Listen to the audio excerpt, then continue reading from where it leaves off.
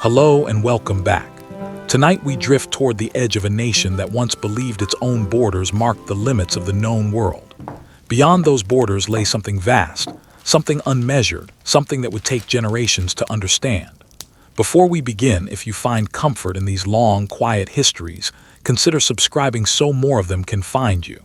And if you'd like, tell us in the comments where you're listening from tonight and what time it is where you are. Now, let the light fade. Let your body sink into the mattress, and let your mind travel backward more than 2 centuries to a spring none of us remember, but all of us inherited. The year is 1803. The United States is young, uncertain of its own shape, still clustered mostly along the Atlantic seaboard. Its cities are small by later standards. Its roads are little more than packed dirt, rutted by wagon wheels and washed out by rain. Beyond the Appalachians, the country thins into scattered farms and trading posts, and beyond that, into land that most citizens have only heard of in second-hand stories carried by traders, soldiers, and the occasional wandering trapper. Then, without much warning to ordinary people, a piece of paper changes everything. An agreement is signed. A vast stretch of territory west of the Mississippi River, claimed until now by France, is transferred to the United States. Historians would later call it the Louisiana Purchase. In a single transaction, the size of the country roughly doubles. Nobody in the small towns and river villages fully grasps what this means yet. Merchants discuss it over their ledgers. Farmers hear of it secondhand while repairing fences. Lawmakers argue about it in rooms lit by oil lamps and candle smoke. Everyone senses that something significant has happened. Almost no one understands how significant. Let yourself imagine standing in one of those villages tonight. Wooden buildings line a muddy street. Lanterns glow faintly behind window glass. Somewhere, a horse shifts its weight and exhales into the cool evening air. A group of men stand near a general store, passing around a folded newspaper, reading the news of the purchase aloud to one another, stumbling over the unfamiliar names of rivers they cannot picture and mountains they have never seen. Nobody, not even the government officials who negotiated the deal, can say with certainty how large this new land truly is. Nobody knows how many rivers wind through it, how many mountain ranges wait beneath its distant skis, how many different peoples already call it home. The frontier in this moment is not a line drawn neatly on a map. It is an idea, a suggestion, a boundary between what is known and what is merely imagined. And it is worth remembering, gently, as you drift here in the dark, that this land was never empty. Long before any American surveyor set foot upon it, it was already full of nations, full of trade routes, full of histories older than the country now claiming it. Villages had stood along these rivers for centuries. Alliances had formed and dissolved. Trade networks stretched for hundreds of miles, carrying goods and ideas long before European ink ever touched a map of the region. The story of the American frontier, from its very first page, is a story of many peoples, not one. Picture the Mississippi River as it exists in this era. Wide, brown, and slow in places, swift and dangerous in others. It carries fallen trees, canoes, flatboats loaded with furs and grain. Standing at its bank at dusk, you might hear the soft slap of water against the shore, the distant call of a heron lifting off from the reeds, the low creak of a rope securing a boat for the night. The air smells of river mud and damp wood. Across that water lies uncertainty. Mapmakers of the period do their best, but their maps are full of guesses. Rivers appear that do not exist. Mountain ranges are sketched from rumor rather than observation. Even the officials in the capital who approved this enormous purchase understand, if they are honest with themselves, that they have bought land they have never seen, based on reports they cannot verify. Try, for a moment, to imagine agreeing to buy a house without walking through more than 1 or 2 of its rooms. Now imagine that house is the size of a continent. Reactions to the news vary from excitement to unease. Letters and journals from the period reveal a mixture of pride and anxiety. Some citizens welcome the idea of a growing nation, imagining fertile valleys and endless opportunity. Others quietly wonder how a government with such limited resources will possibly govern land so far from its capital. Practical questions surface almost immediately. Who will settle it? Who will chart its rivers and its mountains? Who will keep the peace along its borders? Who, if anyone, will survive the journey required to reach its farthest corners? Nobody has answers yet. The answers will unfold slowly over the coming decades, one difficult mile at a time. Let your imagination carry you now to a small settlement near the western edge of what is, in 1803, considered civilized America. Rough timber buildings stand along an unpaved road. Smoke drifts upward from a dozen chimneys into a darkening sky. Life here already feels different from life in the coastal cities. Supplies take weeks to arrive. News takes even longer. Winters stretch on, heavy and isolating. Here, distance is not an abstract concept. It shapes every decision, every plan, every meal. Inside one modest home, a family gathers for a simple supper. The father speaks of rumors, fertile valleys somewhere beyond the western rivers, land free for the taking, opportunities unlike anything available back east. The mother listens with quiet concern, wondering aloud whether such a journey could ever be safe for a family with young children. The children, of course, hear only the adventure in their father's voice. They do not yet understand what months of travel truly demand. Few people do, until they experience it. Outside in the cooling night air, you might hear the creak of wagon wheels somewhere in the distance, slow and rhythmic, almost hypnotic. That sound, wood straining, iron rattling gently, animals breathing hard against their harnesses, becomes one of the defining sounds of frontier life in the decades to come. It is not dramatic. It is not romantic. It is simply constant, mile after mile, day after day. Historical letters and diaries from this era reveal something quietly reassuring. Most people who eventually made these journeys were not chasing glory. They were chasing security, a patch of land to call their own, a chance at a steadier life than the one available in the crowded farmland of the East, where good soil was already claimed and prices climbed higher every year. The frontier, in the popular imagination that would develop later, often appears heroic and adventurous. In truth, it was mostly made up of ordinary people, making practical decisions, one uncertain step at a time.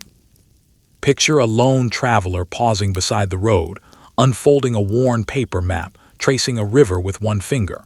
The paper is soft from handling, the ink smudged in places. He studies it not because it promises certainty, but because it offers at least a suggestion of direction. A breeze moves through the tall grass nearby. For a moment, standing there beside him in your mind, you can sense just how enormous this new land truly is. The horizon stretches without any visible end. Somewhere far beyond it wait plains few Americans have crossed, mountains few have climbed, and rivers few have named. Generations will spend their lives crossing this landscape. Some will succeed beyond their wildest hopes.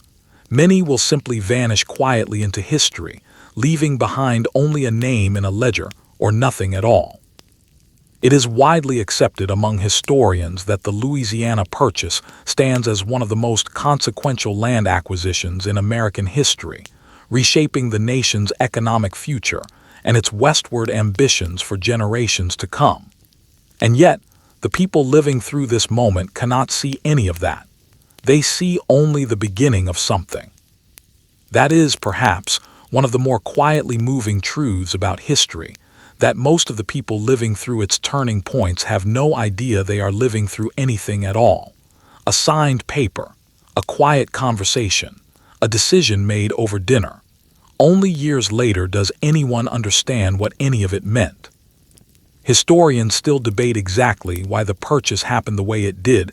Some point to shifting concerns among European powers, others to the simple economic appeal of new farmland and river access for trade. There is no single, tidy answer because human decisions, then as now, rarely spring from just one cause. The frontier itself would prove to be exactly that, complicated, full of hope and hardship in equal measure, full of opportunity for some and loss for others, full of exploration paired constantly with uncertainty. As night falls fully over that small settlement, lanterns glow warmly behind glass windows. Their soft light stands in gentle contrast to the darkness gathering just beyond the edge of town. The wilderness feels immense out there. The little community feels fragile by comparison. And yet already, the first movements have begun. Merchants are calculating potential profits. Officials are drafting plans for expeditions. Families, quietly, in kitchens and front rooms across the country, are beginning to consider the unthinkable, leaving everything familiar behind for land they have never seen. Let yourself rest here for a moment, beside the wide, dark river, listening to it move steadily past in the darkness.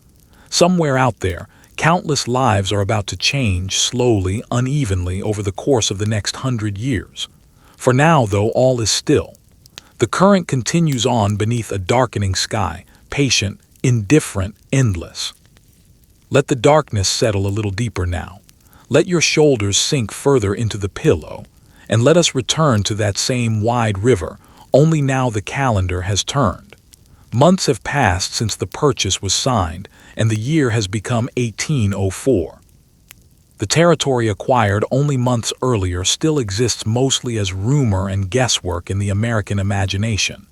Government officials possess maps, yes, but the maps are riddled with blank spaces. They possess reports, but many of those reports contradict one another.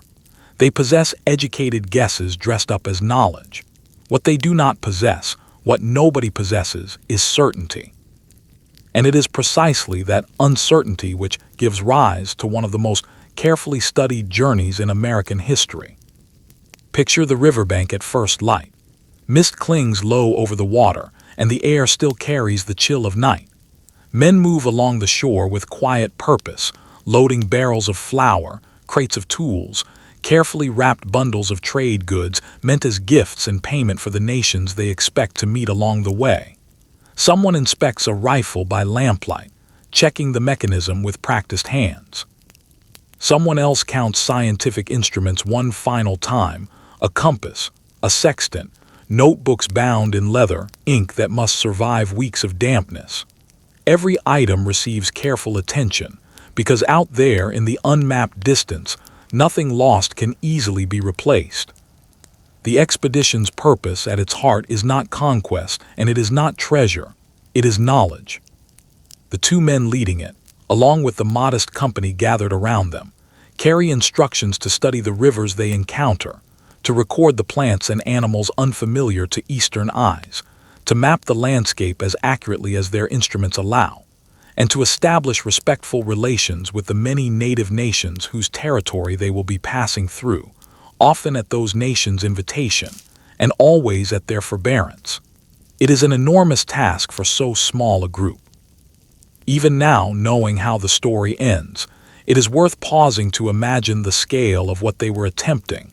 Men preparing to leave every familiar map behind them, trusting instruments, instinct, and the guidance of others to see them through. The boats push off from shore in the early morning. Water laps softly against the wooden hulls. Oars dip in rhythm. Ropes, coiled neatly the night before, are stowed away as the small fleet begins moving upstream, away from the last truly familiar landscape many of these men will see for years. The difficulty begins almost immediately. Rivers, as any experienced traveler already knows, rarely cooperate with a schedule. Currents push back against the boats. Sandbars appear without warning, forcing sudden changes of course. Weather shifts abruptly, offering clear skies 1 hour and driving rain the next. Insects swarm thick in the warmer months, biting through clothing and settling into every meal. Equipment demands constant repair. The romantic image of exploration, so often imagined by those who stayed behind, looks rather different up close, patient, exhausting, and endlessly practical. Let your mind drift alongside them as the weeks accumulate into months. The landscape shifts gradually beneath their boats. Dense forest opens slowly into broader grassland. The riverbanks widen. Settlements, already rare, become rarer still, until the last visible trace of Eastern civilization disappears behind them entirely. At night, the silence deepens in a way that feels almost physical. Campfires flicker beneath skis far larger than any these men have known. Sparks rise and vanish into darkness while distant animal calls echo across the open country. The smell of wood smoke settles into wool blankets and worn clothing, a scent that will follow these men for years afterward, long after the journey ends. These small camps become, each night, entire temporary worlds. Meals are cooked over open flame. Notes are written by firelight, observations recorded carefully in notebooks that will later become invaluable to historians and scientists alike. Exhausted men rest near fatting embers, saying little, needing little beyond warmth and rest. One detail appears again and again in the surviving journals and letters from this journey. Clothing wears out with astonishing speed. Boots require constant repair. Supplies must be rationed with real discipline.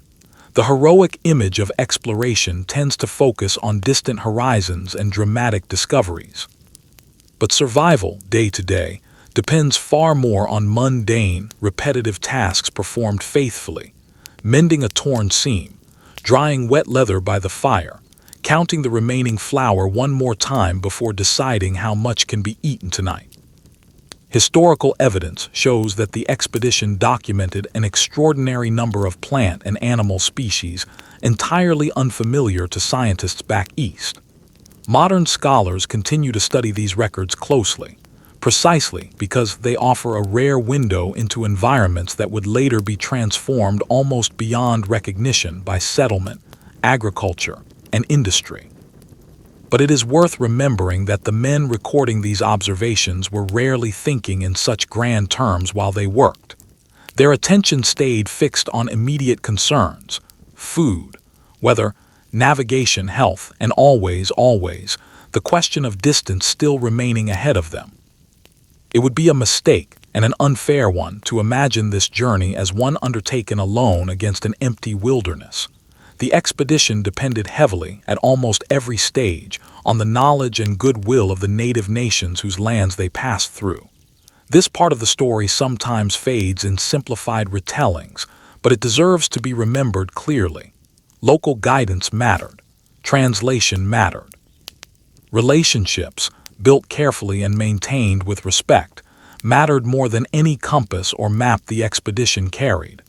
Without such assistance, the journey would very likely have ended in failure or worse. As the boats continued westward, villages began appearing along the riverbanks with increasing regularity. Trade occurred. Information passed between strangers who shared no common language but managed, through patience and gesture, to exchange something valuable nonetheless. Diplomacy became as essential a skill as navigation. The frontier, it becomes clearer with every passing mile, was never an empty wilderness waiting to be discovered. It was, and always had been, a network of established human societies, each with its own history, its own governance, its own understanding of the land. One particular evening lingers in the historical record. The air had turned sharply cold after sunset. The men wrapped themselves in blankets, staring into the fire, faces glowing faintly orange against the surrounding dark. Someone told a story. Someone else laughed quietly. Then, gradually, silence returned, not an uneasy silence, but an exhausted one, the kind that settles naturally after a demanding day of honest work. If you listen closely, even now, in your imagination, you might hear the soft crackle of burning wood mixing with the low murmur of the river and the occasional whisper of wind moving through nearby grass. Moments like this rarely make it into history books, and yet they made up the overwhelming majority of frontier experience. Most lives in any era unfold through quiet, ordinary evenings rather than dramatic events. Weeks passed into months. The expedition pushed steadily deeper into territory few Americans had ever seen. The Great Plains began to reveal their true scale, herds of animals moving in numbers difficult to comprehend, weather systems rolling across the open sky with a speed that seemed to defy explanation. The environment itself felt, in a way that is difficult to fully describe, almost alive. according to research discussed by scholars at institutions such as Harvard University and Stanford University. The journals produced during this expedition became foundational documents for understanding the geography, ecology, and indigenous societies of the American West during the early 19th century. Their careful observations would go on to shape decades of future exploration and settlement. And yet, in the moment itself, the men recording these details remained genuinely uncertain about what still lay ahead of them. Eventually, mountains began to appear on the horizon. At first, they seemed impossibly distant, more suggestion than substance. Then, day by day, they grew larger, more solid, more undeniable. Crossing them proved far more punishing than most of the travelers had anticipated. The terrain shifted entirely. River travel gave way to steep, difficult slopes. Progress slowed to a crawl. Pack animals struggled against the incline. Supplies dwindled. Hunger became a frequent and unwelcome companion. The physical demands of mountain travel were, by every surviving account, relentless. Cold winds swept through the higher elevations even as lower valleys still enjoyed comparatively mild weather. Frozen fingers fumbled with straps and buckles in the gray light of early morning. The mountains, it became clear to everyone in the party, demanded a level of respect that no map had adequately conveyed. You can sense, reading through these accounts even now, how morale rose and fell with circumstance. Success brought optimism. Hardship brought frustration and doubt. This emotional rhythm appears again and again throughout frontier history. The people who lived it were resilient, certainly, but they remained fully human, subject to fear and fatigue like anyone else. It is a widely accepted historical fact that the expedition eventually reached the Pacific coast and made its way safely back east, providing the United States government with an unprecedented body of knowledge about the western half of the continent. Its rivers, its terrain, its peoples. The achievement became, quite rightly, a landmark moment in the history of American exploration. And yet, not every question about its impact has been settled. Historians continue to debate how much practical influence the expedition exerted on the migration patterns that followed. Some scholars emphasize its symbolic power, the way it captured the national imagination. Others argue that economic forces, entirely separate from the expedition itself, played the larger role in driving the settlement that came afterward. The conversation continues, as these conversations so often do, because history rarely moves along a single, tidy path. As you sit here, imagining another evening fire, shadows dancing across weathered canvas and tired faces, those future academic debates feel impossibly distant. Only the present matters in that moment, the next river to cross, the next ridge to climb. The next day's uncertain travel. The frontier, mile by mile, was slowly becoming known. Maps were improving. Knowledge was expanding. The blank spaces on the page were shrinking, even as vast mysteries remained. Ahead in the years to come would come trappers, traders, settlers, soldiers, and countless others, all of them following, in one way or another, the newly recorded routes now beginning to thread through the heart of the continent. The wilderness still dominated the horizon in every direction, and yet, quietly, pathways were beginning to form. And once a pathway exists, however faint, more travelers inevitably follow. Let yourself settle a little deeper now. The fire from that last mountain crossing has long since gone cold, and the years have quietly turned over. The paths first traced by explorers do not stay empty for long. Footprints fade. Campfires cool. The river erases within days any visible trace of a passing boat. And yet information moves differently. It travels eastward through letters, through printed reports, through one conversation passed to another, growing slightly with each retelling. Stories, it turns out, have a remarkable kind of power. A merchant somewhere in a coastal city hears rumors of valuable pelts waiting in distant western valleys. A young laborer, tired of crowded city work, hears of opportunity beyond the settled world. An experienced hunter imagines rivers untouched by competition, teeming with animals no one has yet claimed. The frontier begins, gradually, to attract a different kind of traveler. Not government explorers this time, but independent men chasing fortune through fur, trappers, traders, and the figures who would eventually become known, in later legend, as mountain men. Picture one such traveler making his way westward through a landscape that still feels enormous and largely untouched. His belongings are few: a rifle, a set of traps, a knife, some basic tools, extra clothing folded tightly, and if fortune allows, a horse to carry the heaviest loads. Frontier survival in this line of work depends heavily on mobility. The less a man carries, the farther he can travel. The farther he travels, the greater his opportunity, at least according to the logic that draws so many westward. Reality, of course, tends to complicate that logic considerably. The fur trade becomes, in these early decades, one of the first industries capable of drawing large numbers of Americans deep into the continental interior. Demand for animal pelts remains strong both in eastern cities and across the Atlantic in European markets. Fashion, in its own quiet way, drives commerce. Commerce, in turn, drives exploration. Beaver pelts in particular become remarkably valuable, prized for the felt used in fashionable hats worn by gentlemen thousands of miles from the streams where the animals actually lived. It is a strange thing to consider: a quiet, solitary animal living beside some remote mountain river, entirely unaware that its existence is shaping economic decisions in cities it will never see. History, it turns out, often works exactly this way, through connections invisible to everyone involved at the time.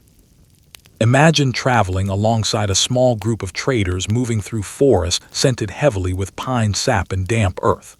Horses carry bundles of supplies along narrow, uneven paths. Leather creaks steadily with every step.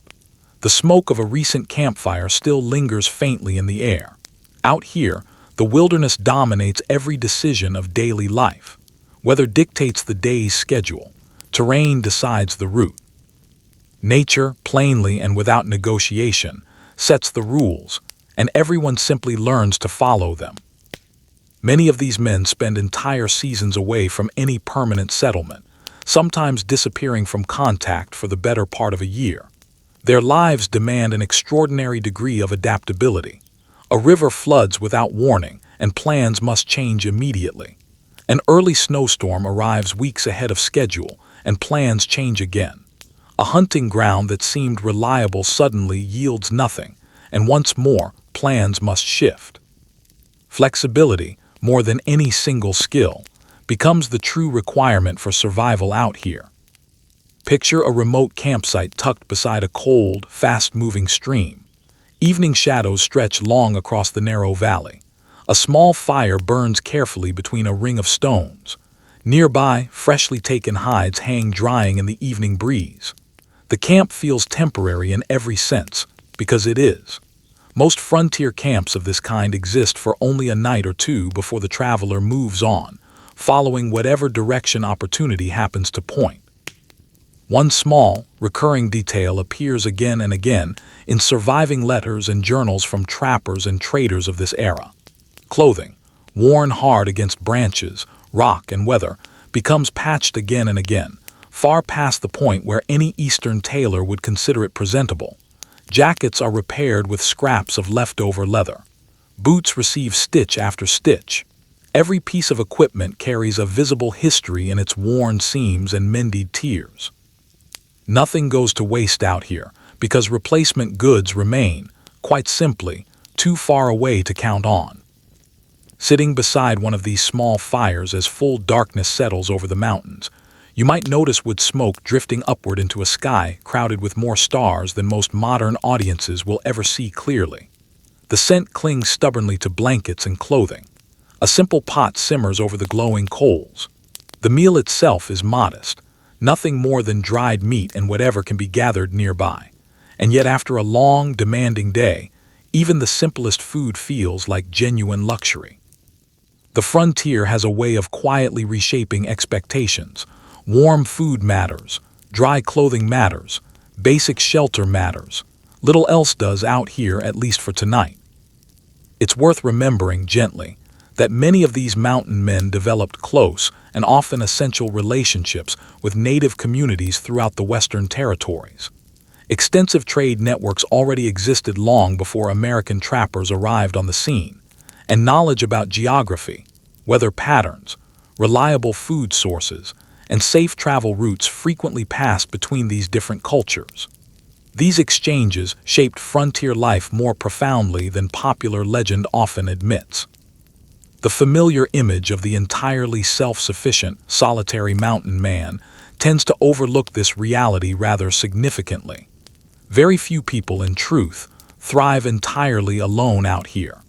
The frontier, in its own quiet way, rewards cooperation just as often as it rewards individual toughness.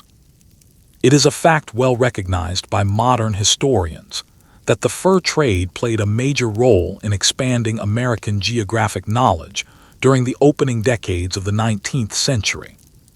Traders regularly moved through regions rarely, if ever, visited by Americans from the eastern states, gradually establishing routes that later settlers and government surveyors would rely upon heavily. And yet daily life for these men remained, in every meaningful sense, genuinely difficult. The hardships never fully disappeared. Winter, in particular, tends to arrive early across much of the western mountain country.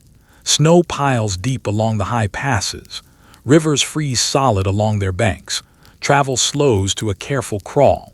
Hunting grows noticeably harder as game becomes scarce and wary. Cold, in short, changes absolutely everything about daily routine. Imagine waking before dawn inside a rough, improvised shelter. Frost coats the grass just beyond the entrance. Your breath rises in pale, visible clouds with every exhale. The cold bites at any exposed skin almost immediately. Even the simplest task now demands real effort. Frozen fingers struggle uselessly with tightly knotted rope. Water must be carefully thawed before it can be used. And firewood, suddenly, becomes a genuinely precious resource rather than something taken for granted. The mountains undeniably offer real beauty. They also demand real endurance in equal measure. For a moment in weather like this, it feels as though the entire landscape has fallen utterly silent beneath the sheer weight of winter. Snow absorbs sound in a way that feels almost deliberate.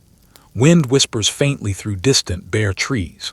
The world on the surface appears calm and still. Yet survival underneath that calm surface remains active, demanding work, hour after hour, day after day. Across the wider frontier, various trading companies attempt, with varying success, to organize this genuinely challenging business into something more structured. Some grow into powerful enterprises controlling extensive networks of supply lines and commerce stretching across enormous distances. Traders from across these networks gather once a year, often at large seasonal gatherings that eventually become known, in later retellings, as rendezvous. These events become the stuff of legend, and understandably so, after months of near-total isolation. Hundreds of people converge on a single temporary camp. Goods change hands rapidly. Stories are exchanged and inevitably embellished. Contracts and agreements are negotiated. Old friendships, some going back years, are renewed with real warmth. The entire atmosphere takes on something close to a festival feeling. Hoarse bells ring out across the camp. Voices rise and overlap in the open air. Campfires multiply rapidly across the open ground, and for one brief, remarkable period, the wilderness plays host to a genuinely bustling little community. Then, just as quickly as it formed, it disperses again. People scatter back across vast distances. Silence returns to the valley almost as if the gathering had never happened at all. Historical accounts suggest these gatherings served important economic functions, certainly, but they also provided something arguably just as valuable, a rare and much-needed opportunity for genuine social connection. Frontier isolation, after all, could weigh on a person heavily. Human beings, by nature, seek out companionship, and even the most famously independent trapper, after a long enough season alone, comes to appreciate a decent conversation, and perhaps even more, a decent hot meal shared with others. Research discussed by historians at institutions including Yale University and the University of Chicago highlights just how interconnected the fur trade had already become with global markets, even at this relatively early stage. What happened along a remote western river valley often reflected consumer demand originating far beyond North America entirely.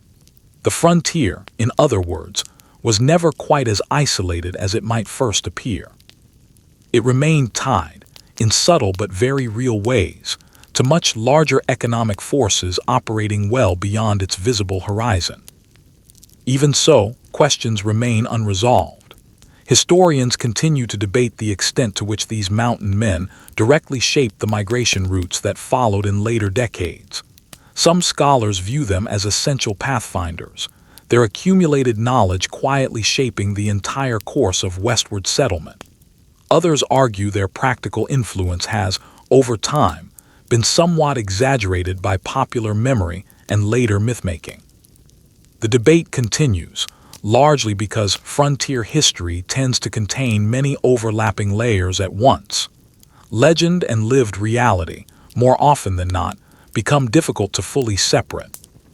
As another evening settles in, imagine yourself looking out over a broad valley beneath fatting sunlight. Rivers catch the last light in the distance.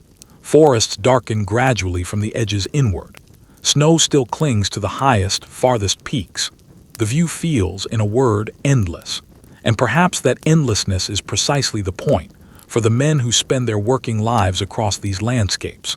The frontier offers opportunity, but always wrapped tightly in genuine uncertainty. Success remains possible.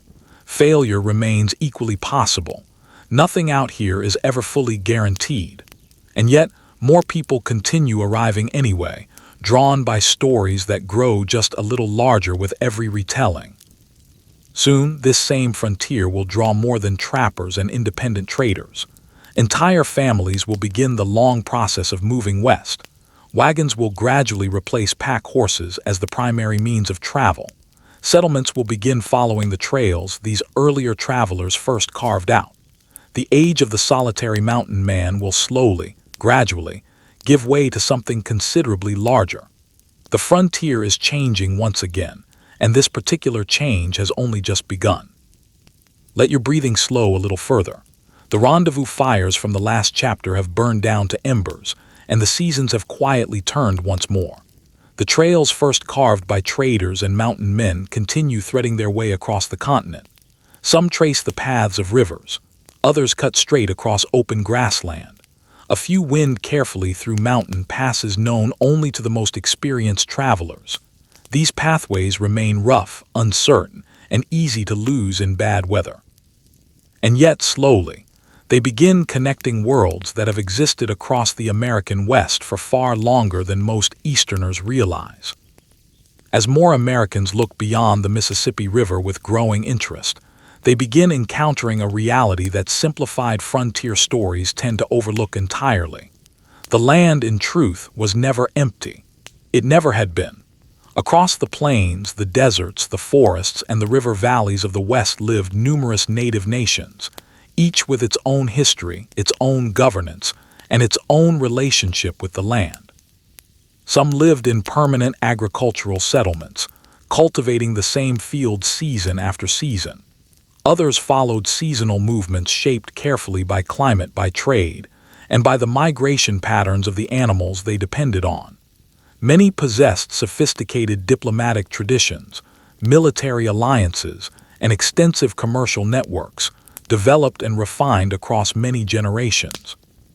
Seeing the frontier clearly, rather than through the simplified lens of later legend, means seeing it as something far more complicated than empty wilderness. It was, and always had been, a genuine meeting ground.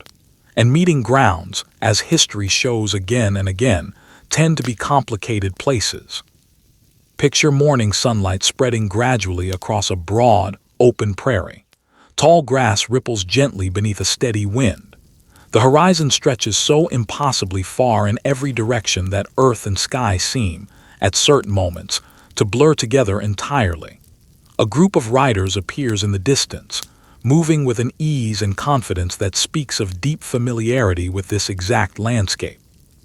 For the native communities who call this land home, these are not frontier lands at all, waiting to be discovered or claimed. This is simply home. Rivers here carry names passed down for generations. Hills hold stories older than any American settlement nearby. Trails follow routes established long before American expansion ever began pushing steadily westward. Holding that single perspective in mind changes a great deal about how this entire era should be understood. Imagine riding alongside a trading party moving steadily across open country. Horses breathe rhythmically beneath the afternoon sun. Saddles creak softly with each stride. Leather straps sway gently with every step the animals take. The prairie itself carries a clean, dry scent, warmed grass mixing with the faint mineral smell of dust kicked up by hooves. Travelers arriving from the settled regions of the East often find the sheer scale of this landscape genuinely difficult to comprehend. The plains seem to stretch on forever. Distance plays strange tricks on the eye out here. A hill that appears close enough to reach within the hour may, in reality, require the better part of a full day's ride. Space itself, in a very real sense, behaves differently on the open plains than it does anywhere back east. Native communities across this region have spent countless generations learning precisely how to thrive within these demanding environments. Knowledge passes carefully from elders down to younger generations. Knowledge of hunting routes, of seasonal weather patterns, of subtle signs in the sky and soil, of trade relationships built and maintained across enormous distances. This kind of knowledge cannot be absorbed quickly. It develops slowly, patiently, across a very long stretch of time, refined generation after generation. Picture arriving at a riverside village during the softening light of late afternoon. Children play near the water's edge, their laughter carrying easily across the still air. Families move through the familiar rhythms of preparing an evening meal.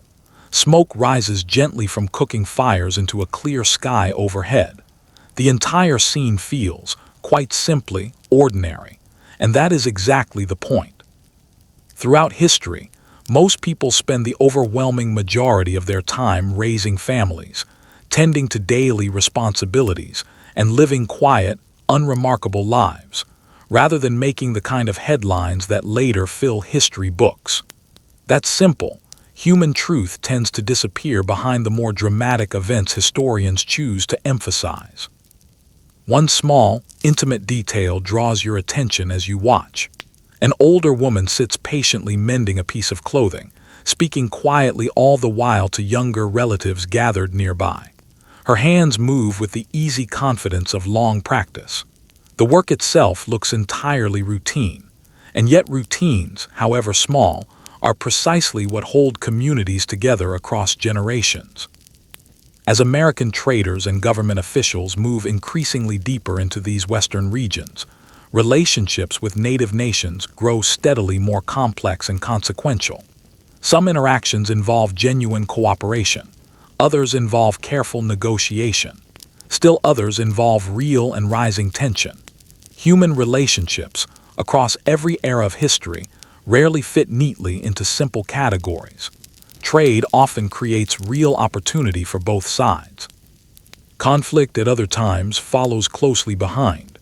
Both realities, uncomfortably, exist side by side, often at the very same time.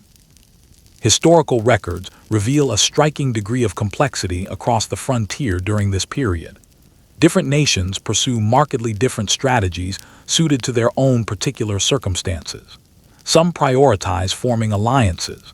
Others focus primarily on expanding trade relationships.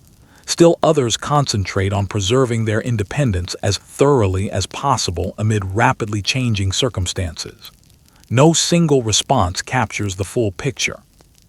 Every community faces its own unique set of challenges and makes its own carefully considered choices in response.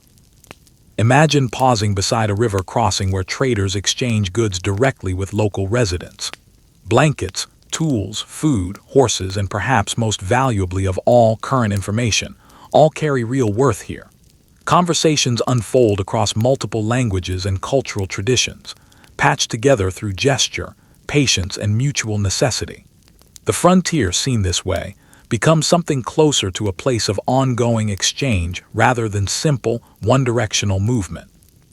Exchange of goods, certainly, but also exchange of ideas, and exchange of hard-won knowledge. As evening approaches, the air cools noticeably. A light breeze carries the faint moisture of the nearby river. Campfires begin appearing steadily along the shoreline, their reflections shimmering gently across the darkening water. The overall scene feels peaceful on its surface, and yet a quiet undercurrent of uncertainty lingers just beneath that calm. American expansion, after all, continues accelerating with each passing year. More settlers arrive. More traders push further west. Government officials, back in distant capitals, increasingly discuss formal plans for these western territories. Each new development gradually alters existing relationships, sometimes subtly, and sometimes far more dramatically.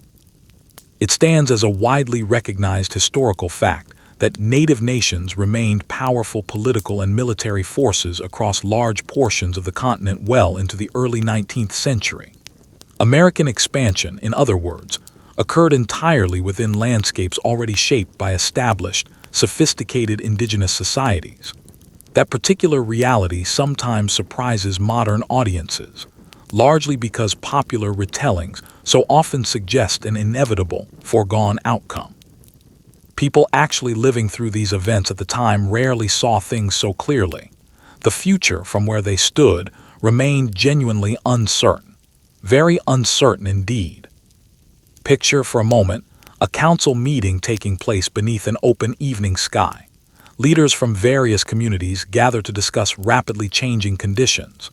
News travels across remarkable distances through long-established communication networks, refined over many generations.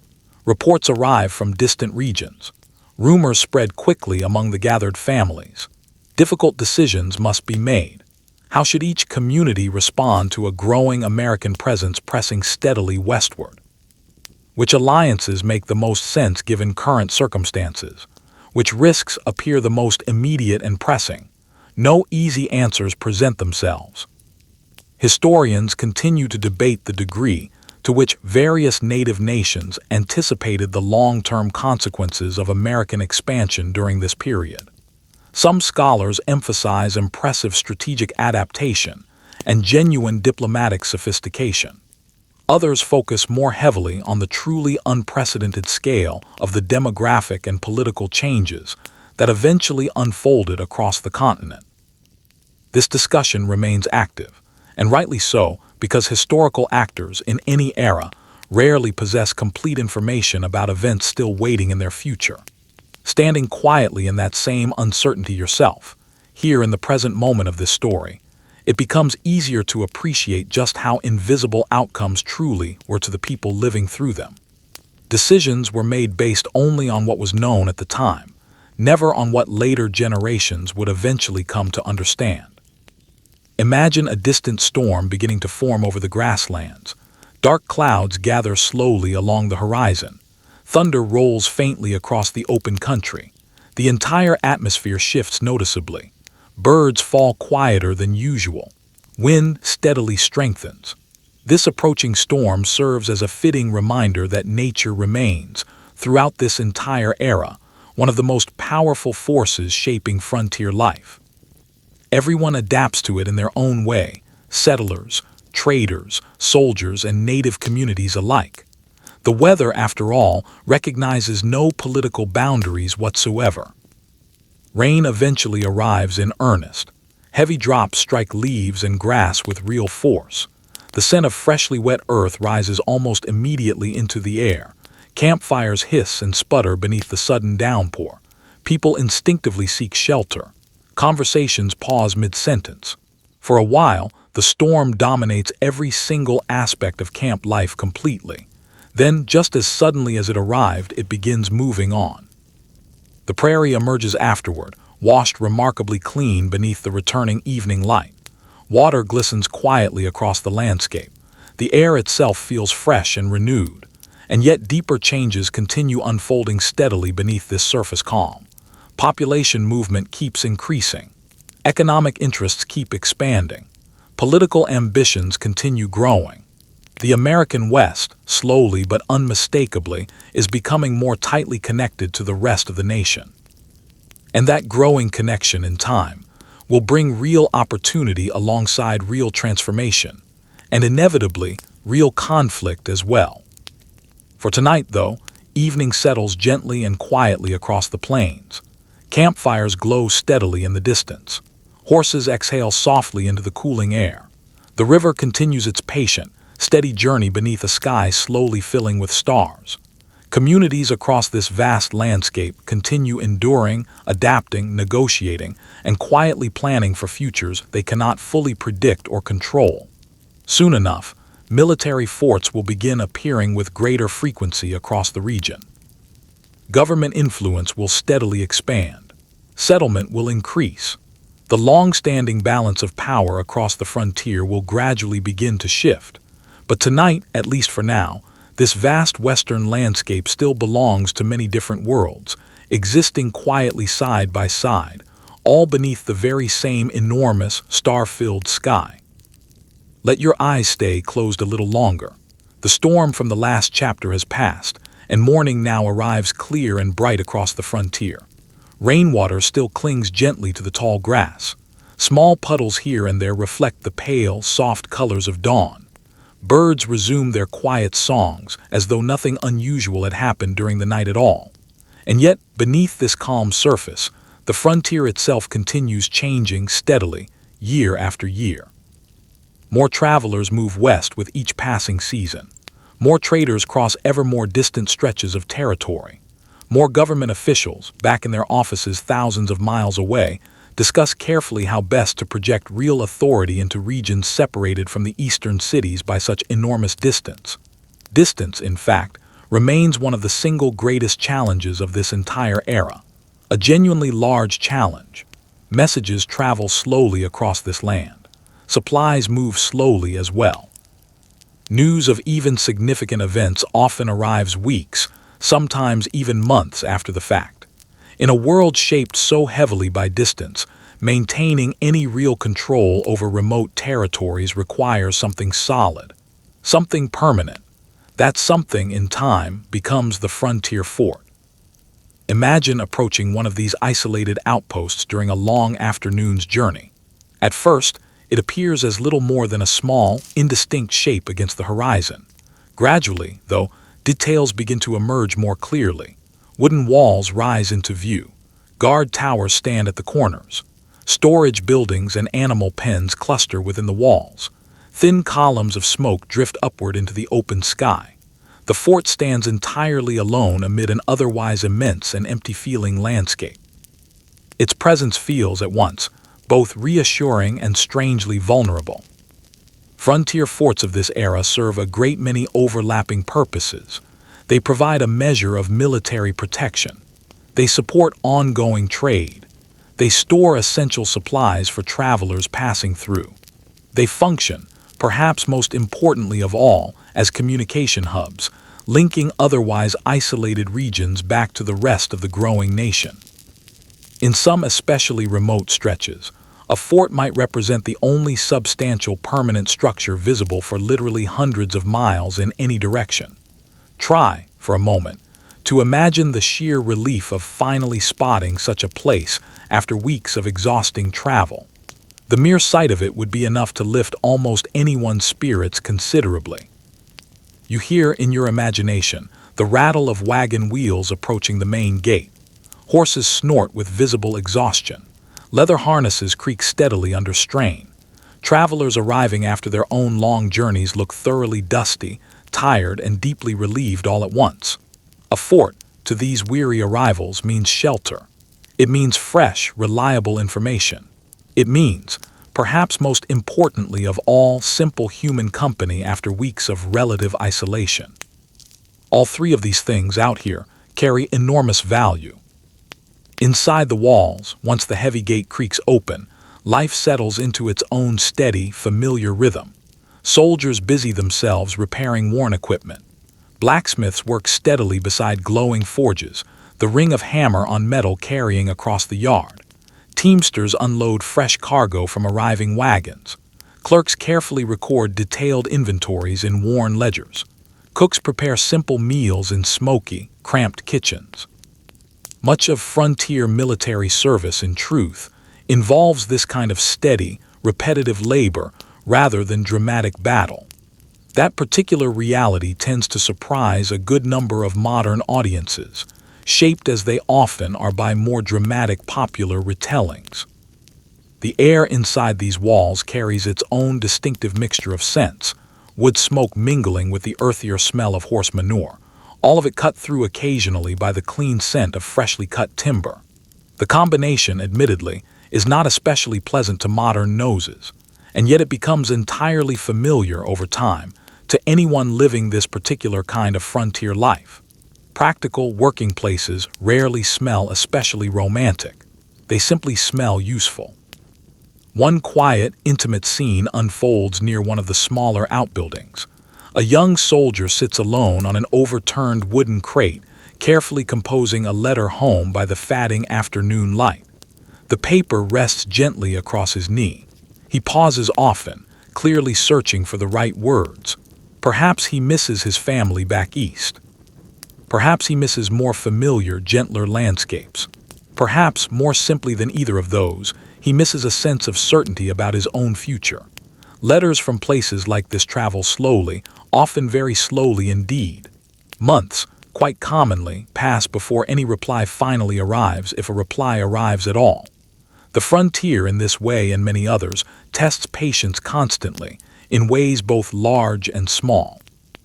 Walking further along the fort's interior paths, boots strike firmly packed earth with each step. Voices drift easily between the scattered buildings. Somewhere nearby, a hammer rings steadily against metal. These small, layered sounds together create a genuine sense of community. And small communities, out here in such isolated places, matter enormously.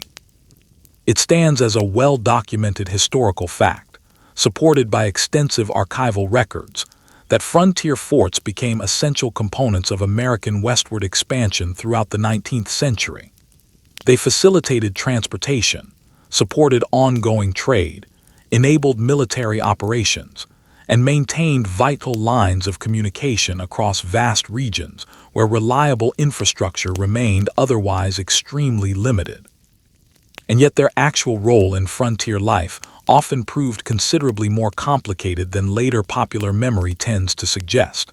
Not every fort existed primarily to prepare for warfare. Many functioned mainly as logistical way stations. Others became genuinely important centers of local trade.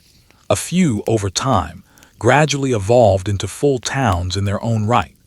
The frontier, true to form, rarely follows any single, simple pattern. Picture a full wagon train arriving just before sunset one particular evening. Families climb down stiffly after many long hours spent on rough, uneven roads.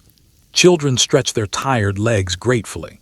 Adults inspect their animals and equipment carefully, checking for any damage sustained along the way. Every face in the group reveals real exhaustion, though also notably, real determination beneath that exhaustion. You might notice one particular woman gently brushing accumulated trail dust from a young child's jacket. The small gesture feels entirely ordinary, and yet deeply, movingly human across every single era of history. Parents everywhere in every time period perform these small acts of quiet care regardless of their surrounding circumstances. History, in a very real sense, often lives most vividly inside exactly these kinds of small, unremarkable moments. As full darkness approaches, lanterns begin glowing steadily throughout the fort. Their warm light spills gently from windows and open doorways alike. Shadows stretch and lengthen across the central courtyard. The entire atmosphere shifts noticeably as daytime activity slowly gives way to quieter evening conversation. Travelers exchange the latest news. Soldiers share favorite stories from their own service. Merchants discuss current prices and preferred routes. Information itself, in this setting, becomes a genuine form of currency, at times more valuable even than money itself. One traveler mentions favorable trail conditions reported recently along a nearby route. Another warns carefully about flooding somewhere further west. A trader describes a recent, largely peaceful encounter with a native community along his route. Someone else mentions political developments recently reported from the distant eastern cities. The frontier, in every meaningful sense, remains genuinely connected, and it stays connected specifically through the movement of people. People carry information with them wherever they travel, and that information, in turn, quietly shapes countless decisions. Sitting near one of the fires while a simple supper is prepared, the meal itself remains modest: salted meat, perhaps some bread, beans, or a thin stew if supplies happen to allow for it. Few complain much about the simplicity of the food. Genuine hunger, after all, tends to improve appreciation considerably. The fire crackles gently. Wood smoke drifts lazily nearby. Tired horses settle down quietly for the night. The overall scene feels calm on the surface, and yet real uncertainty remains a constant undercurrent. Forts like this one occupy exactly the kind of place where very different interests intersect directly. Settlers seek available land. Traders seek reliable profit. Military leaders seek lasting security. Native nations seek, above all, to protect their own communities, territories, and long-standing traditions. These various goals, understandably, do not always align neatly with one another. Tensions occasionally emerge as a result. Careful negotiation frequently becomes necessary. Relationships shift gradually over time, sometimes for the better, sometimes not. Historians continue debating exactly how frontier forts influenced the broader relationship between the United States government and native nations during this period. Some scholars emphasize their genuine role in facilitating communication and trade between different groups. Others focus more heavily on their function as visible instruments of expanding federal authority across contested territory. Both interpretations, honestly, contain real elements of truth, reflecting accurately the underlying complexity of frontier history as a whole. Complexity, more often than not, resists simple, tidy storytelling. Reality tends to push back against oversimplification. As night deepens further, cold air settles steadily across the fort. A light breeze rattles gently against the wooden walls. Guards begin their quiet evening rounds. Boots crunch softly across gravel and packed earth. Beyond the fort's perimeter, the surrounding darkness stretches out toward a distant, invisible horizon. Inside the walls, though, small pools of lantern light create at least a temporary sense of safety. Standing, in your imagination, atop one of the fort's lookout platforms, the surrounding landscape appears to stretch on endlessly in every direction. Grasslands fade gradually into deepening darkness. Rivers disappear entirely beneath the shadows. Distant hills become nothing more than soft silhouettes against the night sky. From this vantage point, the fort itself seems remarkably small, almost fragile by comparison to everything surrounding it. And yet these modest little outposts over time help transform the entire continent. Roads gradually improve in the areas surrounding them. Trade routes grow steadily more reliable. Small settlements begin appearing nearby. Communities, slowly but surely, begin to grow. What starts as nothing more than an isolated military post may, given enough time, eventually become a genuinely thriving town. This particular pattern repeats itself again and again throughout frontier history. A fort appears, people gradually gather nearby, commerce naturally follows, growth in time begins. Tomorrow morning, wagons will depart once again. Traders will continue along their routes. Soldiers will resume their daily duties. New arrivals may well reach the gate again by afternoon. The cycle, in truth, never really stops. As you descend slowly from the lookout platform in your mind, lantern light flickers gently against the weathered timber walls. Voices around the fort grow quieter one by one. Doors close for the night, one after another. Beyond the walls, the frontier remains vast and genuinely unpredictable. And yet pathways continue multiplying steadily. Connections keep strengthening. Soon enough, entire families will begin committing themselves fully to journeys of a scale that would have seemed almost unimaginable only a generation earlier. The age of the great wagon migrations is quietly approaching, and the roads leading west are only just beginning to fill. Let your breathing settle even further now. The lanterns of that last frontier fort have long since dimmed, and the years have quietly turned forward once again. The roads leading away from these frontier outposts grow busier now with each passing year. Not crowded, not yet, not by any modern measure, but noticeably busier than before. A trader sets out westward with merchandise carefully packed into a line of wagons. A surveyor studies unfamiliar terrain, notebook in hand. A family, somewhere back east, sells off their modest farm and begins the long process of preparing for a journey that may well take the better part of a year. The frontier, once again, is changing. This time, though, the travelers are not primarily explorers, and they are not fur traders either. They are entire households, men, women, children, grandparents, even infants. They carry, quite literally, their entire lives westward with them. Picture standing beside a wagon yard during the cool early morning hours. The air feels crisp against your skin. Dew still glistens on the grass nearby. Horses shift impatiently in their harnesses while their owners inspect wheels, straps, and cargo one final time. The preparations themselves seem to stretch on endlessly.